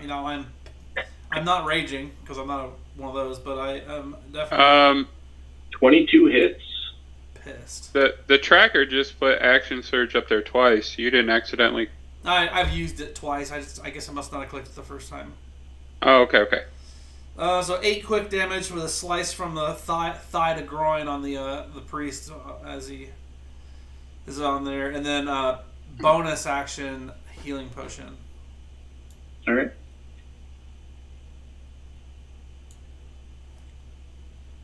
So your glaive, smashes down into his shoulder, And as you separated, he just like is holding his arm on basically and struggling at this point. And Captain Cozy Water. Captain Cozy Water will use his bonus action to take his tricorn hat off and wipe his brow with his sleeve. And then he pops it back on at kind of an angle, and he unhooks his short bow and unleashes a quick pop shot right into the Kraken Priest. So let's see how that feels. You fuck. 23 is good. I get sneak because he's engaged, so prepare yourself, knave. Let's go! There you go. So, yeah, you crack that pop shot off, and it, like, lodges into the other side of the Kraken Priest's chest, and he's, like, holding here and, like, and just kind of steps backward towards the front of the stern of the ship, and you haven't seen the last of us, and jumps off the ship into the water, and as he hits the water and starts submerging, the tentacles go down below as well. Gip immediately springs into action as soon as combat ends, and he swings down below, to check on the damage that he heard in the ship. She's just gonna go down that staircase. Yeah, he's gonna jump over the edge of that and go down the nearest staircase. So yeah, you get below deck and you see a bunch of these sea spawns and... Oh shoot, to me! He yells as he finishes his turn. Alright. Archer 1 starts climbing his way down out of the crow's next. Archer 2 is right behind you on the stairs, but... Yeah, I'm gonna say that he doesn't have line of sight on anything from where he's at, because you're on the stairwell there. You're blocking the doorway. I'm 2 foot tall, bro. Fair enough. Okay, he and I can have see you. movement left if I wanted to. I'll give it to you. I'll give it to you. So yeah, he's gonna pop a shot here at spawn number 8. Critical hit. Thank God he got that one off, right? Like we were about to be in trouble. 15 damage. What's this movement? I don't know that. It's probably 30. That's fine. Acolyte 1 is going to run down this staircase here, so 5, 10, 15. Put him here. 20, 30, put him here. And it's working for him. We're going to do a Sacred Flame here on 6. And he succeeds his dex save. Artemis is still pedaling. Got to keep that ship moving. Michelangelo. Okay, Michelangelo's going to, let's see. I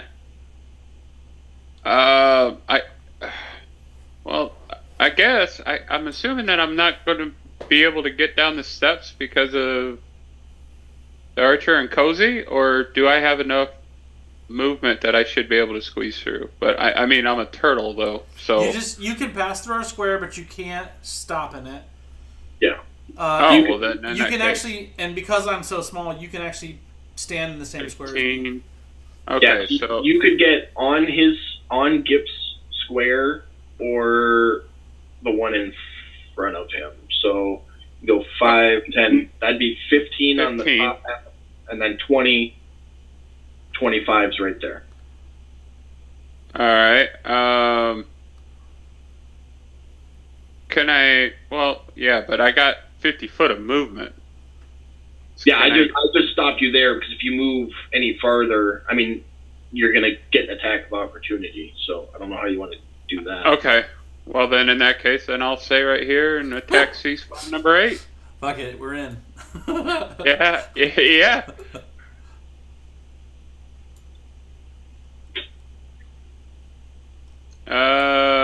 9. That's a miss. That is a miss.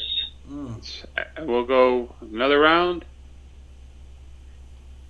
30-20. Hits. Max Or- damage. Yeah, and I'll go ahead and use one of my key points Yes. for Fury of Fists. So I'll get another 2 unarmed strikes. All right. First one hits. Minimum damage. Yeah. Up here to down here. Hey, something's better than nothing. Another And dirty 20 hits. for another 6 points of damage. There you go. So essentially, I just jump down those steps and just fists start flying. And because he's a turtle with claws, he's cutting them up as he's hitting them with his fists. Oh. You did take him out too. So For a nice as dinner? Nice. as you give him some nice furies, he just kind of keels over. Turtles? You're not sure which of the hits killed him, but one of them did. And then, well, that leaves movement left, so I'll shift over to spawn number 7 and just hold my position there. All right. Spawn number 1. He's going to take his 2 unarmed strikes on Godric. First one misses. Second one hits.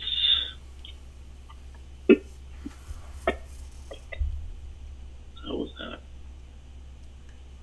Oh, caused me to Oh, concentration, yeah. yeah, drop that AC on failure. Howard. So Did you not take Warcaster yet? No, I haven't. he gave you a shield spell, and his concentration just broke, so you no longer have it. So if you want to cast mage armor on your next turn, probably not a bad idea. Or just kill him quickly. Or just kill him quickly, yep. And then for his Piscine Anatomy attack, he's going to use a tentacle.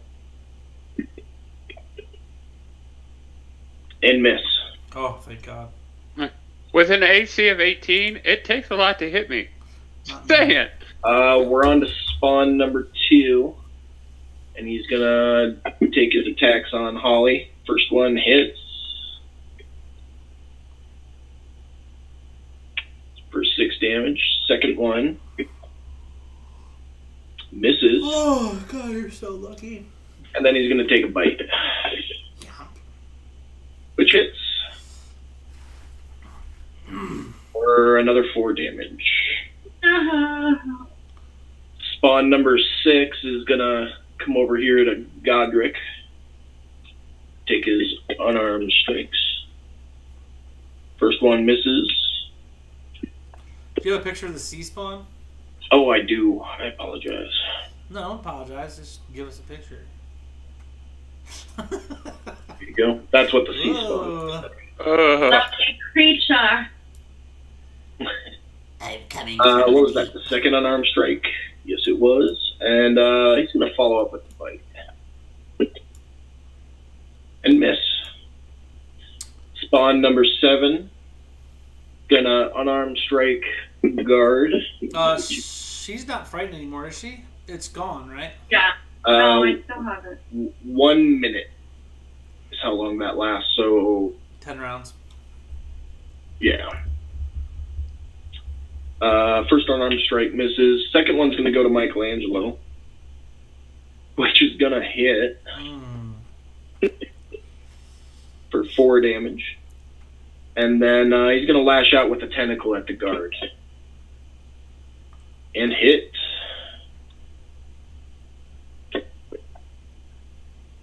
Five damage, and that guard is down. He is unconscious. Oh. He's also grappled, but yeah, he's unconscious. So, Holly, it is your turn. Okay, so She is still frightened, I'm right? still frightened. You Yeah, determined I that? still am. The frighten came from the priest who's now gone. That's what I was saying. I mean, is he True. dead? He's not Yep. dead. It was a spell. She was frightened of him, not of them. True. So I'll take that off. I mean, that's your call, really. No, it does in the spell specifically say she's frightened of the priest. Yeah. So with him being gone, I would say the frightened. That's helpful. So, silly question. If I move to where Gotrick is and I try to use the snowball spell, that's probably going to kill him too, right? It's not going to kill him, but it'll hurt him. So let's avoid that. So, Please. What you can do is, give me just a second. Did I give you? No, you don't have any. I would cast Major Armor on yourself. It's going to bump up your AC. You could do that, or your other option would be to disengage and just move to a safe distance away. True. Yeah, you can use your full action. Like go away and up the stairs and get out of there. yeah, I want to do that. I want to move kind of next to my Michelangelo friend. Michelangelo. So you want to run over, like... Between... So there's stairs to your right that go out of here. If you run over Michelangelo, you pass Season 6, and you'll take an attack opportunity from them. So these stairs I'm pointing at here go upstairs. Michelangelo's over on the other so I end. go upstairs to the other side. Okay, yeah, let me go upstairs. Okay, so you can use your action to run this way. So 5, 10, 15, 20, 25. Right there. 30 will put you right there at the bottom of the stairs. Yeah, that's perfect for right now. Yeah, keep her hidden. Okay. Anything else? Bonus action? Anything? No, Is there any bonus action I can do? she used everything to disengage and run away. Yeah, no, you don't have anything else to do that round. Fine, that's it for me then.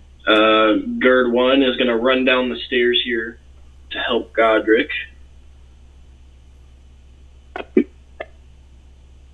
And hit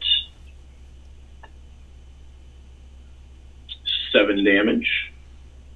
Gerd 2 is unconscious. Godric, your turn. Okay, so Godric will, seeing that Holly has gone out of harm's way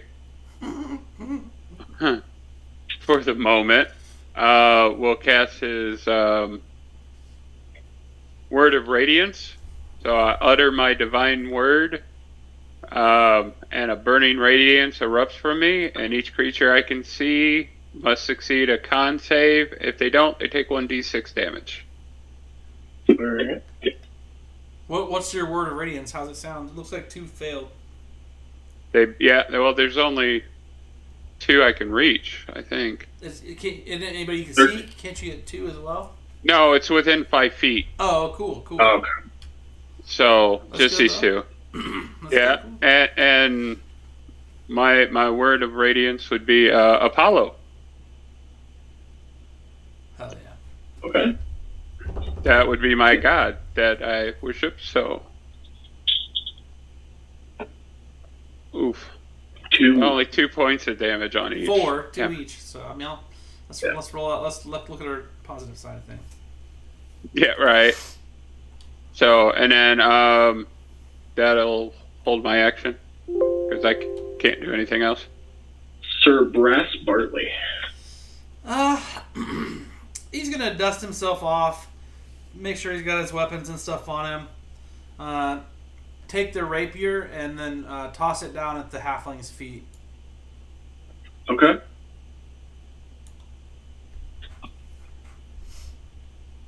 And that's it.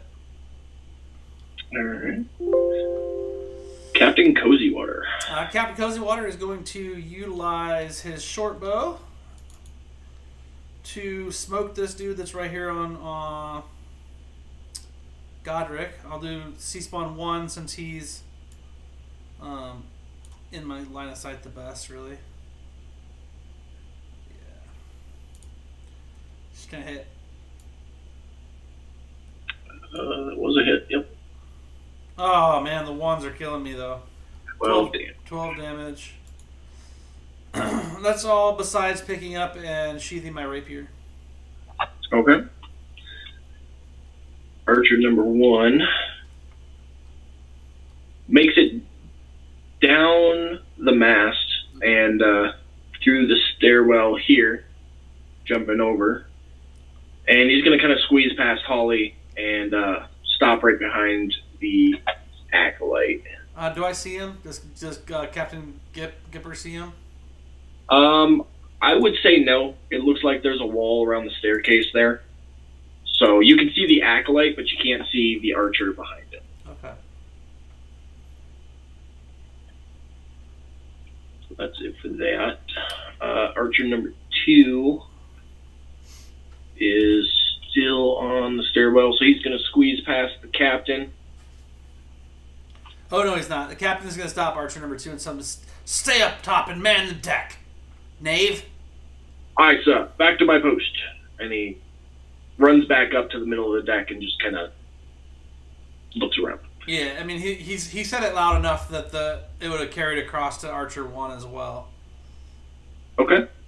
I will allow that. Acolyte 1, he is just going to take a step forward here and get that sacred flame out on 7, spawn 7, who succeeds his save. Is he a healer, Acolyte 1? No.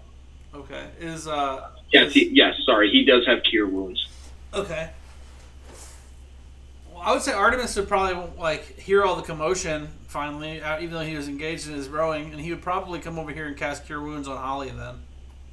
Yeah, so he did stop pedaling. You beat me to it. I was going to do it this round. I'm here for you. I'm sorry.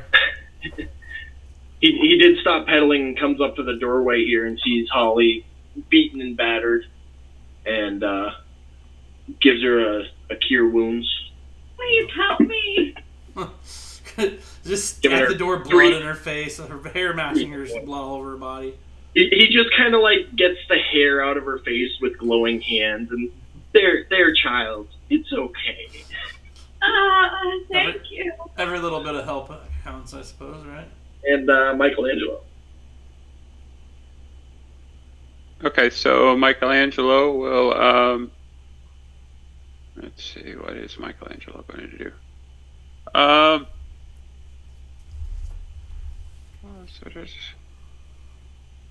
guess he'll stick with those claws. Why not? Mm-hmm. On spawn number 7. No, not Godric. No, not Godric. Godric isn't going to use those claws. Okay, 26 to hit. No, that misses. Fuck with you. He sprouts armor. Okay, 12 to hit. Yep. 6, and why don't we use another one of these monk chi points, and we'll use hand to harm. Hell yeah. So for another 3 points of necrotic damage. All right. So essentially, he hits him twice, and then on that third hit, it leaves a poison, essentially, an instant poison, I guess you could say, to do a little extra damage. Okay. Is that turn-based damage? What is that? No, it's just a one-time extra 3 points of damage. Okay. So, and then that's it. All right. C-Spawn 1. He's got an unarmed strike for Godric. Misses. And another one for the guard. Which also misses. And, yeah, he's just pinging off my shell is what he's doing. yeah, he's also got a poison quill for guard 1 here. That's going to hit. And I just need to, real quick, or be poisoned for the Constitution saving throw. Failure. So that guard is poisoned for 1 minute.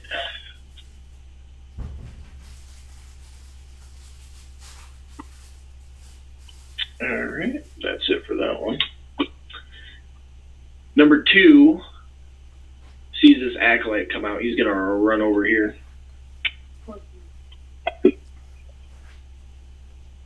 First strike hits. Come on. My mouse glitched on me there. Second one also hits. And he's going to bite him. And that bite hits.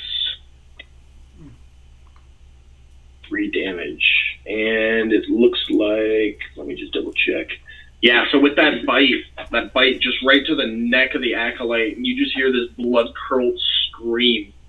And anybody within eyeshot glances over and sees him just collapse to the floor. Damn it. He did. Dead? Yeah, he did. Can I take a level in Barbarian? What? C-Spawn 6 is that one, so he's going to keep swinging at Godric. C-Spawn 6 is that one. First attack's going to hit. The Has Initiative extension is really nice because it puts a crown on whoever's up. Does it? I don't know. On the map. You know, there's just that little bitty like circle around him. It makes it kind of hard to see sometimes. Yeah. Second attack also hits, and Wait. Before you do that, I have 3 times a day I can use my Stone Endurance as a racial ability. Okay. I can roll a 1d12 plus my con and reduce the damage of 1 hit. Okay. So I'd like to use that on that first one. All right. What does it reduce it by? 1d12 plus his con. Yep. Okay. So roll it. 9. Or 5. 5. So 5. So you took 1 there. So I'll give you 5 back. It should have already given me the 5 back. That's what it was set up for. Nice. Okay. Good work, bro. Okay. Nice. Mm-hmm. And then for his last attack, he's gonna try that tentacle again, and he's gonna hit 8 damage, which knocks you unconscious.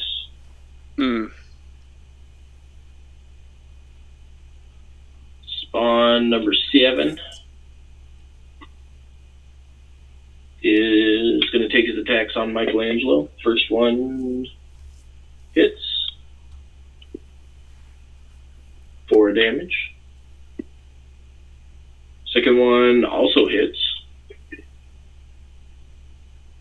For 6 damage. And we're going to give you a poison quill. They're after you, bro. Oh, gosh. It's Jesus. 1d6 poison damage, and you are not poisoned. Yes. With a one. And it is Holly's turn. Well, since I have my lovely friend here, C-Spawn in front of me. You can't see him. There's a wall between us. So I cannot do anything? I have to move first? So that's a stairwell directly above you. You would have to come around the side to be able to see out. I want to do that. Okay. I don't know. Depends. Is that one of those see-through stairs?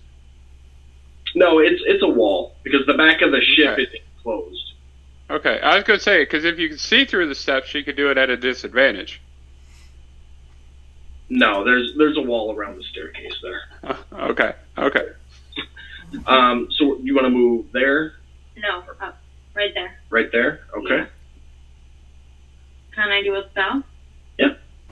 I'm going to try a Chaos Bolt on him. Chaos Bolt? Okay. Mm-hmm.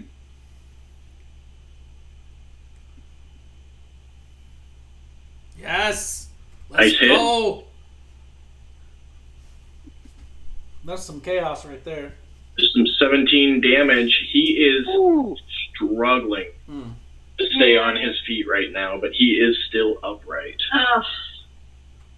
Okay. Next time.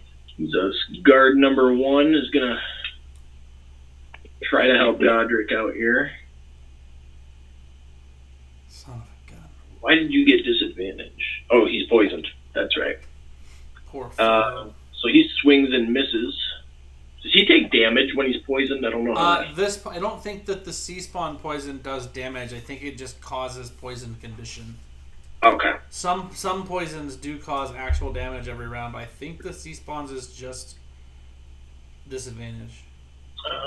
Let me see if there's anything here about that real quick. It would be it would show dice next to it. It wouldn't just say poisoned. Okay. Yeah, no, there's nothing there. So, he can do a saving throw at the end of his turn, see if he's going to be poisoned next turn.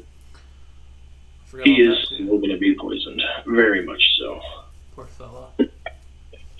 Godric, I think it auto-rolled. That is a critical success, so you are upright, my friend. With 1 hit point, bro. Channel Divinity. Is that fifth level? Now, Dane, with death rolls, if in this situation, does he still get his turn, or does he have to go wait till next? No, it took his turn to get up. Okay. Or no, no, you make your death save at the beginning of your turn, so yeah, he would be prone on the ground. Okay. So, Godric, you are prone on the ground with 1 health point. Okay, so,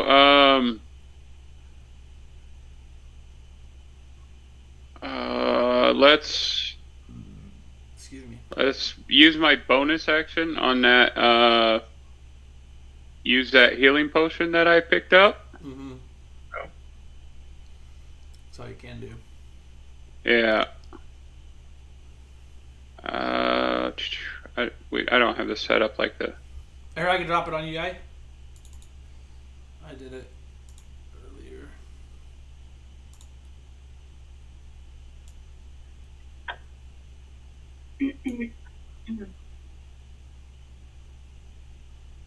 Appreciate it. 4 hit points. I rolled 2 1s. Yeah. Nothing. Yeah. And then, I can stay prone and still use action, right? Yeah. Yeah, it's at disadvantage if I recall correctly. It doesn't matter to me. I don't think you are at disadvantage from attacking from prone. I think you're at disadvantage. You're at advantage from attacking down to prone, but I don't think there's disadvantage from attacking up from prone. I'd go with that. Okay, so let's see. Hold on. Oh nope, you do have disadvantage on attack rolls. Do you? That is okay. Because I don't actually plan on attacking anything. Yeah, you're gonna heal. I'm gonna use my prayer of healing. That's a 10-minute spell. That's a 10-minute spell. It takes 10 minutes to cast. It's a ritual. Oh, Jesus. It's a ritual. Oh, it is a ritual. I forgot that part. Cure Damn wounds. it. Spell it. Yeah. I just glanced at your guys'... Is that the prayer of healing? Is that what Yeah. Yeah, I was going to use a prayer healing, but I did. Yeah, that's okay. So I'll just use cure wounds on myself then. Okay. Nice 6 points there. Yeah. And then I'll just hold because it takes a whole action to stand up, so I'll just lay here prone. To stand up, half your movement, but you took the potion and you cast the spell, so that was your actions. Right. So you could take half your movement to stand up, but you wouldn't be able to do anything once you're upright. Okay, well, if I can at least stand up, that's fine. Okay. That's all I was looking to do, is just stop being prone. Upright you are. All right. That's your turn? Yep. Hold on. I clicked the button, my bad. He's not doing anything. You're good. He's just going to stay up there. Partly you're just going to hang out? Okay. Well, he's not going to leave the upper deck alone with one dude up here. Okay. Captain Cozy Water. Godric seems pretty resilient, whereas Michelangelo, I don't know him as well by any means, but he's definitely more my type, as he's quiet and He's handling this on his own, so I'll just kind of pop up here and sneak attack short bow the living piss out of that one that's on Michelangelo. Shit, what happened to my... Oh, I still hit. Thank You God. still hit Is with the 4. my bless is gone because that guy died or something? Or just timed out? Either that or it timed out, one of the two. Yeah. Alright, come on. Big money, no whammies. Oh, dang. So close. Is he dead? Yeah, you got him. Okay. What? The death splat, you don't have that extension either, so... No, I don't have the death splat. But, yeah, no, you They're pretty cheap. But, yeah, that's great. pop out and fire from the hip and get a bolt right dead center between his eyes. Or what you think are his eyes, at least. I'll tip my hat at Michelangelo and nod towards Holly. Anything else? Michelangelo will nod back at you. Son of a gun! If I didn't see Holly over there really, because she went around the corner and then. Okay, well I would have shot the one on Holly, but I didn't see that she was back down there. Archer 1. All right. Having heard the orders from the captain, he's gonna run back up on the main deck. He's gonna see Holly like, oh shit! There's one right here! Like right away too. He could always pop down, shoot an arrow, and then pop back out. Yeah, you're right. He's not gonna like leave a lady. None of the Captain Gibbs men are gonna leave her hanging. We just hope he fucking hits it. He's gonna shoot from the corner there, so he's not in the area. Perfect. He did. Just trying to help Holly stay alive a little longer. Yeah. He actually takes that one out and gives a quick "milady," and then runs back up the stairs to the top deck there. My crew's so dashing. They all got like sweet hats with feathers and shit. These guys are the best. And Except for Artemis, he's a gnome. for Archer 1, Archer 2's hanging out on the top deck. Artemis is gonna chase after Holly. Wait! Let me try again. I might be able to help more. He's so sweet. Gets another healing word on her. He's the only one that's not got a sweet swashbuckler hat and boots on. Much better that time. A couple more points there for you, Holly. And Michelangelo. Okay, Michelangelo's going to, Eats pizza. he's going to use his bonus action with his potion of healing. Alright. Dane, can you help me with that one too? Oh my god, bro. Yeah, I wasn't. You want him to drink it for you too while he's at it? Well, I mean, I for the life of me couldn't figure out how to get that set up on these two. because it's the It's a coding thing that he has. Okay. Well, I didn't get that for either of them, so. I need to do it for you guys, and I'm not the dungeon master, so I can't just drop it. But I can heal you though. Okay, If you appreciate don't it. mind the ones. There you go, 8 points. All right. Hey, at least it wasn't both ones this time. No doubt. Right. So he's got enough movement that he should be able to move down here to spawn number 6. Yep.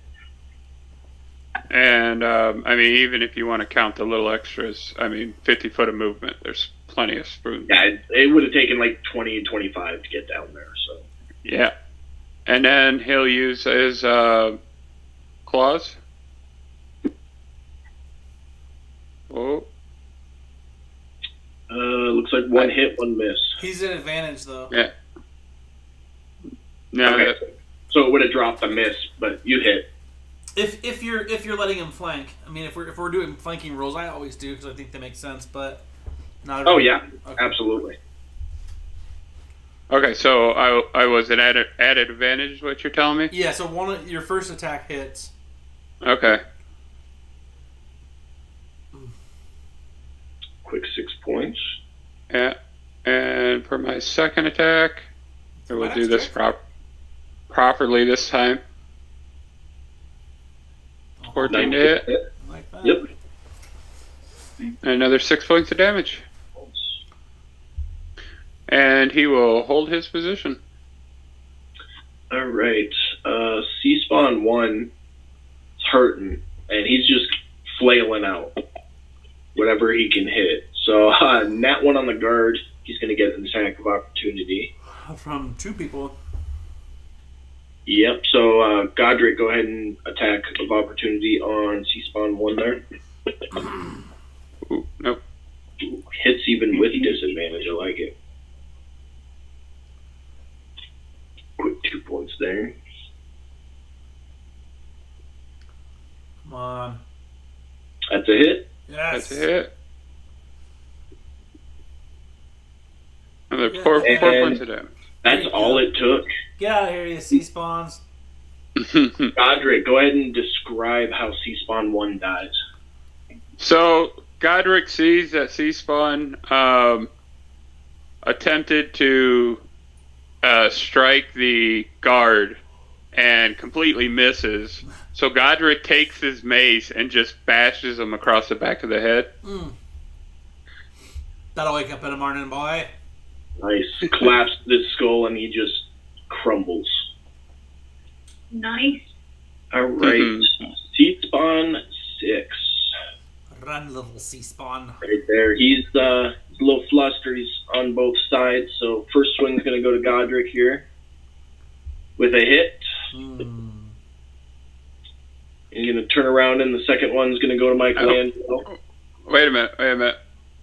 Godric has another one of his zone endurances he wants to use. Yes. Let's go. Could have used that the first time, but all right. Right? He did swing around to take an unarmed strike at Michelangelo and missed. And he's going to lash back at Godric again with a tentacle. And take an attack of opportunity from both Godric and Michelangelo. Not another one. This guy sucks. He lost all his shenanigans when his boys died. Why? I don't know why it rolled 2. Again.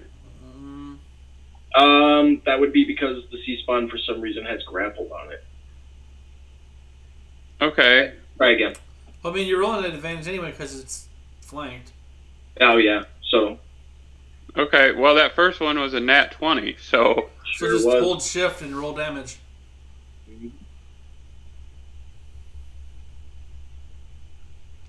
Oh, yeah. Why did I just... I just sent that damage to Godric. There, I dropped it on the C-Spawn. Thank you. You gotta give Godric 7 back. Yep, I got it. You got it? Okay. Alright. And then Michelangelo with his claws.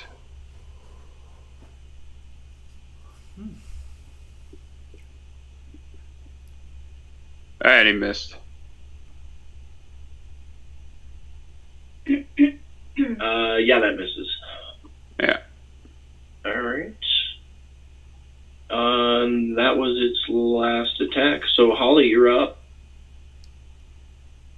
I want to try to do the Chaos Bolt on beautiful Spawn number 6. Do I have to get closer to him to do that? No, I think your range on that is 60 feet. Yeah, so. Catapult's a badass spell. You just need something that weighs, what, a pound or 5 pounds or something? Oh, no, she's using Chaos Bolt Chaos again. Bolt. You've got a range of 120 feet. You are more than good right where you're at. I heard Okay. catapult. Just chuck a light bolt at it. Fuck it. So, yeah, that's what I'm going to do. Catapult in her pocket? What? Oh, my God. Oh, and a miss. Good thing you didn't catapult Else? something. Can I try something else? No, I think that's it. Wow. Do you have any bonus? You shouldn't have any bonus actions as of right now. She doesn't You have can anything bonus. move, but there's nowhere for you to go that makes sense because you don't want to get damaged. No, then I'll stay where I am. I just... Gerd 1 is, he's a little worse for the wear, so he's going to run up the stairs and report to the captain, Sir, I think you can handle this last one. Permission to go topside. No. Take care of your shipmates that have fallen while others are watching the top with Sir Brass. He's more than capable. See to your Aye, fallen sir. comrades. And he runs over here to start doing ceremonial procedures. Well, hopefully he's using the health kits with the bandages and the gauze and the stuff that keep on ship. I think only one guard was unconscious. The rest of them actually died. No! We're going to the deepest, darkest pits of the sea. Godric, you're up. Alright, so Godric's going to,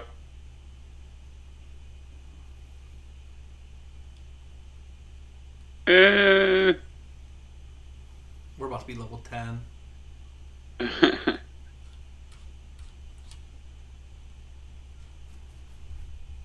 That's ranged. We don't want to do that, so... Gippy. I didn't do that purposes.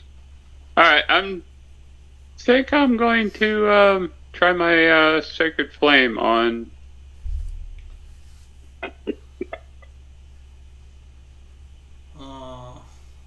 Wait a minute. You're targeting Godric still. You have to You're targeting target yourself. Yeah, I don't know why it's doing that, but... The spawn did succeed on its save. Okay. Well then, that's it. Alright, Sir Bartley? Sir Brass Bartley is going to stomp around up here. He'll head up here, make sure the heading's good, clean himself off, and continue to kind of essentially rest. Like he's working on a short rest as the rest are doing their work down below. Okay. He's not one for a lot of combat. He's more of a knight. He's capable and he knows what to do. He's trained, but he's not one for like long, drawn-out combats. Captain Cozywater. Yeah, it just makes sense. I'm gonna kill that thing, you know? Come on my ship, your ugly ass. Kill my men. 15 will do it. 15 will do it. Alright, here we go. Come on. Yo, exceeds hit points by 5! Let's go! Go back to the pits of hell, you watery fiend! And I fucking blast it through the brain with my arrow, and immediately, before its body hits the ground, Captain Gip is over patching the cracks where the tentacles squeezed and the dudes popped in. Alright. So you guys are out of combat. Good job. What? How do you go about your business? Instantly with at least a short rest, I'm going to throw the dead overboard, collect their belongings off them, put them in a little sack for their loved ones along with their commissioned wages, and I'm going to toss their bodies overboard for a seaman's burial. Alright. Basically put a cannonball on each one, on an ankle of one of them, and let them sink to the deep below.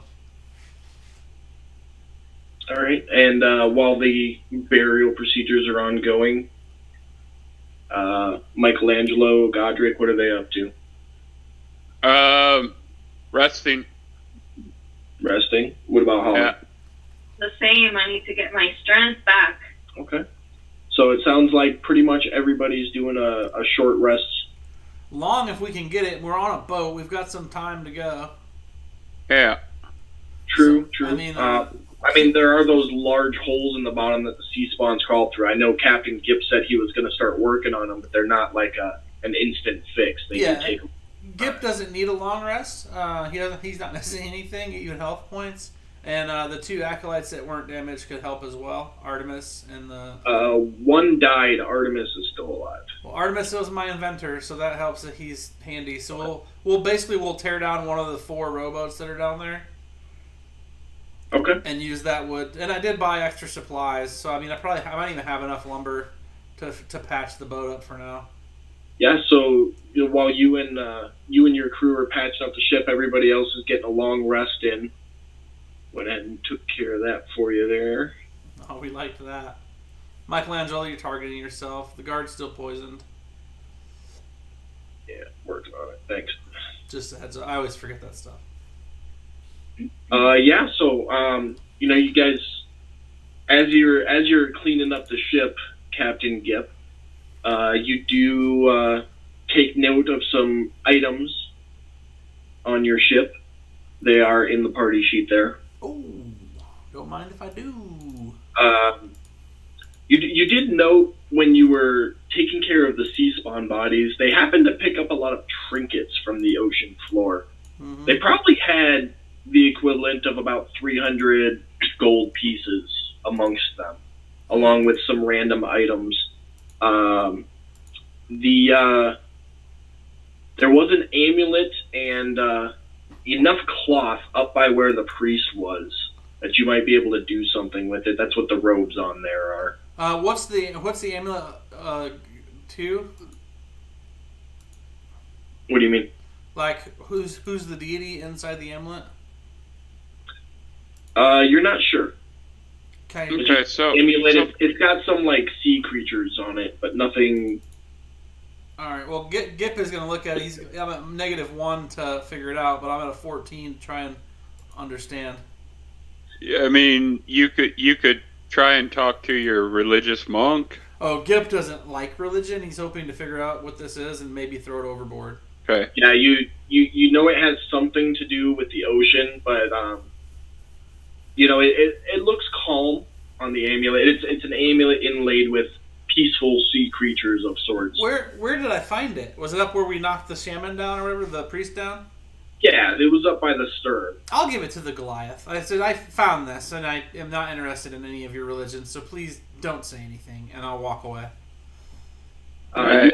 You also found the robes up there. They're more shreds of robes, but the Kraken priest was large enough that it left enough behind. Any normal-sized creature could, or medium-sized creature could make use of them. All right, well, I'll give those to the Goliath as well. All I'm interested in is stuff that's worth money, so I'll take the other treasure and put it in my hold with the rest of my stash. So the Goliath is going to reposition himself back to the middle of the bottom of the boat, and Michelangelo is going to reposition himself to the top of the boat. All right. In that time process. So, okay. Holly, you gonna move anywhere? Yeah, I'm gonna move to the top of the ship too. Just count it out on the main deck. Yeah. I'd be happy to give you sailing lessons, says Gip. Archer 1's gonna climb back up in that crow's nest there. Perfect. Okay, so Gift gave Godric the emblem, The Yep. amulet And the robes. amulet, and the robes. Yep, Okay, and also, good. too, I have enough healing potions to go around. Everybody can have at least one more healing potion back if they pledge to pay me back for the cost later. Can I try and use my insight or religion to try and figure out this? Any more information on this amulet? Yeah, go ahead. All right, which one would you prefer, insight or religion?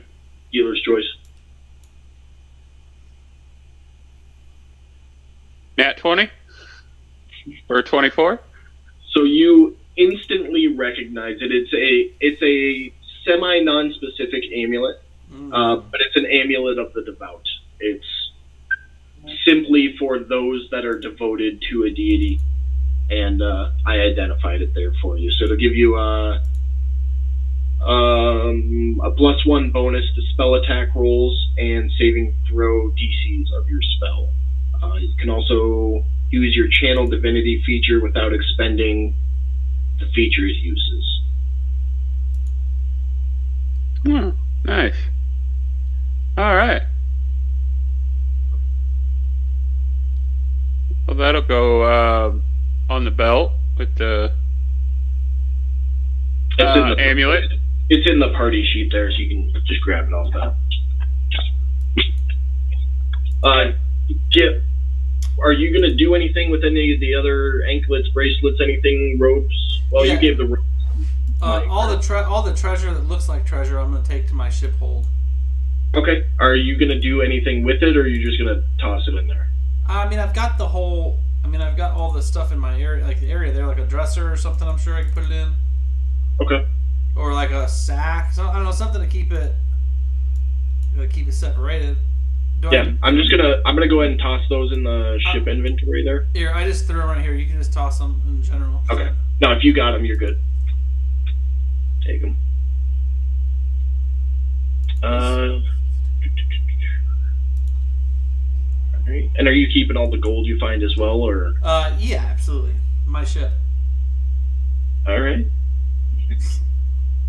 You took it all already, or you need me to give it to you? You have to. Just, I can add it to mine. Just leave it there for now, and you can delete it in a little bit. Yep, I'll leave it there then. All right. So about 15 minutes after that last sea spawn died, the wind did pick back up. Ships start sailing again, back at normal speed, and the day carries on. You guys are rested. The ship is patched up, and you're making headway to Hearthen. Anything else you guys want to do? Any conversations you want to have, or? I mean, I'll berate the one, the crow's nest guy. Gipper will definitely berate him and say, "You should have seen that coming. We lost, what, 3 good men? 2? So you got 2 archers, a guard, and an acolyte. So you lost 2 men. Lost 2 good men because you weren't paying attention. I have to dock your wages as is right, as per the law of the sea." There, I got that gold off of there. And the anklets and the bracelets. You can just delete all that. Okay. But yeah, so I basically give him a 1-2. But the whole time, I mean, really, I'm patching up the boat. I mean, Gip's patching up the boat. Sir Brass doesn't know shit about carpentry. Never lifted a hammer like that. Only to smash skulls. Brass has the scroll with the eagle seal, right? Correct. Oh no, Okay. Michelangelo still does. Yeah, I'm just wondering. Here, I'll throw it on. If they'll let me. There we go. I'll throw it on the party sheet. What, the scroll? Yeah. That's fine. You can take it off. Bartley's supposed to have it in his scroll case. Right. We never. That's right. Yeah. No, you Yeah. guys, you did cover that earlier. I forgot. I apologize. Yeah, it's still in my inventory, so I just want to get it out. There you go. There you go. I think Holly wanted some sailing lessons. Yeah, come on over. That would be nice. Yeah, just stand above me and You gonna try and teach her how the motion of the ocean works? I think so. Yeah, I want to make sure she gets how the upper parts of the sea, sway and swoon. All right. Well, I mean, if you want to see if that goes anywhere. I don't mean it like that. I'm a Okay. halfling. She's way too tall for me, bro. Climb all over that shit like a jungle gym. It'd be like a kitten climbing up a flagpole. Nope. My 2 foot, 4 self, not really feeling that. Yeah, I mean, if you guys don't have anything else, the rest of the day goes off without a hitch. You're a little slower going, drag because of the patches on the ship's hull. Yeah. But you do eventually make it to Hearthen. First order of business, as soon as we get checked in with the dockmaster, I want to dock the ship and then get the shipwright to start working on my boat to fix it. Get it quoted, get it fixed. If there's multiple places I can get a quote, I'll get more than one quote. This is the big town. This is the capital of the country of Lothrin. Sir Barkley, you are tasked to bring that document to the castle. All right. And He'll hand it directly to King Rebep. So Captain Gipper is going to start working immediately on his ship. Sir Brass Bartley will make way straight to the castle to deliver that letter. I mean, Godric and Holly and Michelangelo are welcome to join him. Personally, I would probably just play one of these 2 characters in the future if we were ever to pick up another portion of this. I like playing 2 characters, but I think we could have more fun and move faster if we each just had one. So I would probably pair Gip off with whichever one of Mike's characters he wants to actually play of the 2. Now, I know you said Holly can come with to the castle, but was there a conversation at some point of you inviting her to be part of your entourage? Or? Well, Sir Brass isn't going to leave a lady in the wilderness. So he's obviously while you get your footing, come and stay at my estate. We'll figure out what you need to do, and when you have your plans together, go about your way. Or my house is always looking for scully maids and the whatnot, or I'm sure there's other positions. I don't really know what they are. I let the quartermaster handle that.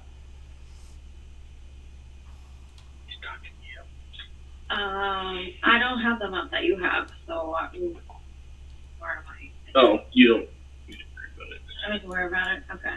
There you go. What is the plan?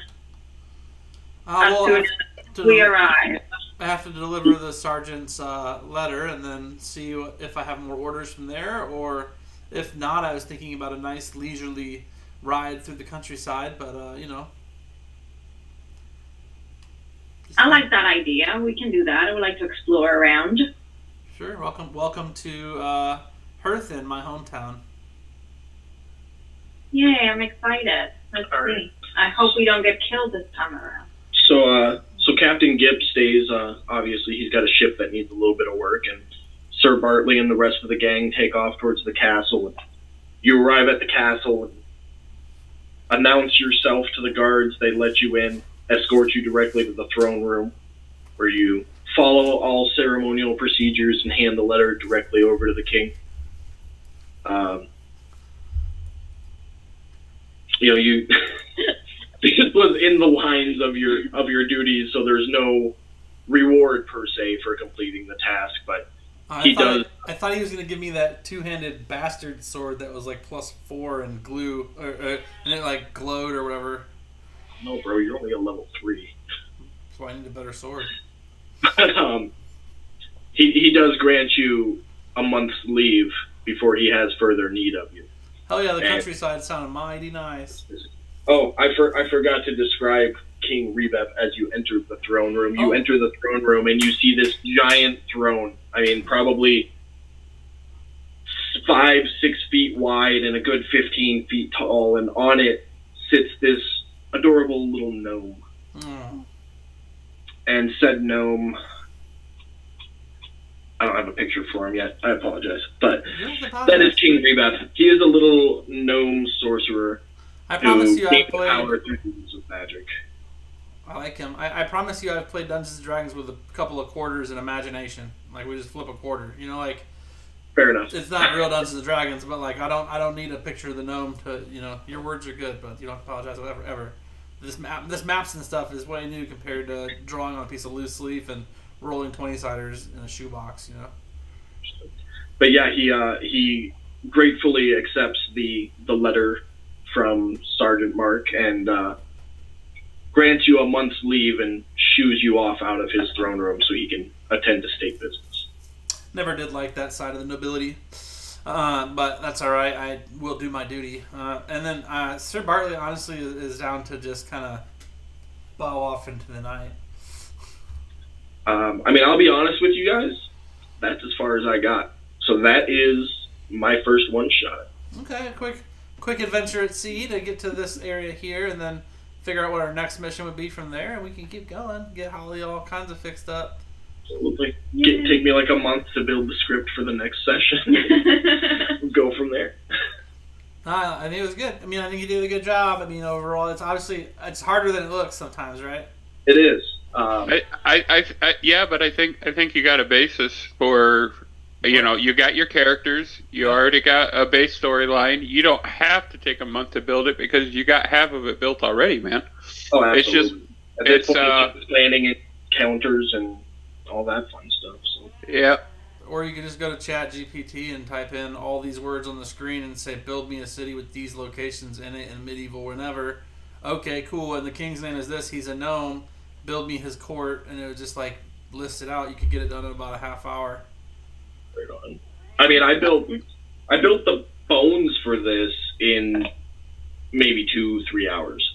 That's cool. Making the characters, building the world, all that fun stuff. The rest of my prep spread out over 3 weeks. It wasn't 3 weeks straight, obviously, because I have a full-time job.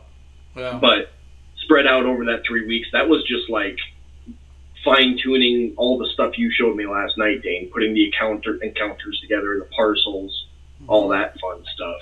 So. And let's just take a moment and congratulate Holly on her first run. I think as a first-time player, you did really good. Pam crushed it. Yeah. Yeah. I did forget to mention, for killing a Kraken priest, you guys all leveled up. Oh, Yes. I do want 2 characters. So you can do that at your convenience. If you want to do it now, go for it. If not, just let me know and I can reveal the secrets. But I'm doing it right now. Yeah, I think that was cool, man. I mean, if we ever want to like one off or whatever, or fart around and find out, we definitely can. So, ability score instead of ability score improvement, I'm gonna take something else. I'm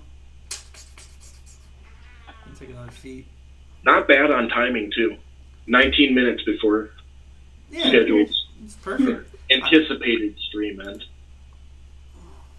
Well, no, we said 12, didn't we? We said 8 to whenever, right? Like 8 to whenever. We'd figure it out. Y'all kind of messed it up. I had an encounter set up for you in the tavern, and you tiptoed your way around it. Well, I mean, I told you. I had like 4 plot hooks set to create some semblance of an encounter, even if it was just like a quick one-on-one. And you guys tiptoed around all 4 plot hooks. And I was like, damn. Well, that was our job. I mean, I know you guys did good. I mean, it's your role play. You do how you want to do. But like, I had it set up to run another hour, an hour and a half, and tiptoed it. oh, Yeah. No, I think it was good. I mean, it was just a quick jaunt across the sea to do a thing. We accomplished our quick like MacGuffin or whatever. Got the thing from the dude and brought it back. So we're set up now with whatever characters we want to fart around with. If we wanted to play again, we could like have our characters have a little dialogue. Like if we wanted to thin the ranks down and actually just run a character each, so that it was more just fast paced. Absolutely. I mean, it's nice to have all of those just so she could see different character concepts working and in different ways, and how they act or respond, and how each character has their own whatever. Absolutely. Yeah, it was fun. It was fun. You like that? So when I started designing this world, because I'll actually show you guys the map I have of Lothring here. at the end of the day, that was the important part. That everybody involved had fun. Absolutely. I didn't have Absolutely. fun. But I just put up a map of Lothrin there. All I see is one squiggly line on it. Right? I'm not kidding. Oh, there we go. That should do it. It's one big squiggly line if you zoom in. Is it really just one squiggly line? That's how much you got done? No, it's like a legit map. I don't know why it's not showing up. look on the stream. I see the stream. I don't know why. That's what I get. Yeah. It's really complicated, bro. I like it. Anyway, it's a legit map. I promise. Do you have the layers? Are the layers maybe invisible? So that little hook down in the bottom left-hand corner, that's probably where the lake is, and the hook up there at the right, that's probably the mountains. There we go. Now I got it. Yeah. Oh, hey, there we go. This is Lothrin, and I've got the groundworks, the infrastructure for the country and how the country works laid out, as well as key characters in each of these 4 cities. Schluberg, which is Schluberg is a mining logging settlement, and it doubles as a prison labor camp in the south. Erksfeld, off to the west, is a training camp and the primary means of defense for the country. Ronsfold is just a fishing city. They provide most of the food for the country. And then Harthen is the capital and main trading hub for the country. So I've got the groundworks for the country laid out. My intention, what I want to do with it, is basically just build a series of one-shots, which I'm sure Holly would be a key player in all of. But then as people want to come and go through them, it'll be built in such a way that if somebody just wants to play one session, great. If they want to play a couple of sessions, awesome. If they want to play a full campaign out of it, great. But hopefully it'll be built in such a fashion where people can come and go, and it's not going to be a huge inconvenience to miss a couple of weeks and then come back of any variety. No, I think it's perfect. I love campaigns where I just get to play like 1 time or 2 times, and I essentially just occasionally, or I'll play like 20 times, but it'll be once a month or every 3rd month of the year I play, and it ends up being 10 years later, and I'm still playing it. Absolutely. Do not mind at all. I mean, hell, I'll make different characters if you really want me to. I don't care. Dude, if you wanted to play every time I ran a one-shot with a different character, Yeah, I don't care. I'm open to whatever. I am big chillin'. Let's see what I got. I got dexterity. That's my big dog. Dexterity. but I mean, I like I said, Holly's going to be the primary on it, so it's going to be built for her, and then the other characters kind of come in and tag along or help out or whatever. I built this world for my wife. I built this world on smoke. I can't remember her birthday, and I don't buy her flowers, but I built the D&D world for her. That's pretty good. I would take that. I wish somebody would give me a D&D world. Yeah. Abilities. One where you just got to show up and stab people in the face. Taking a feat for him too.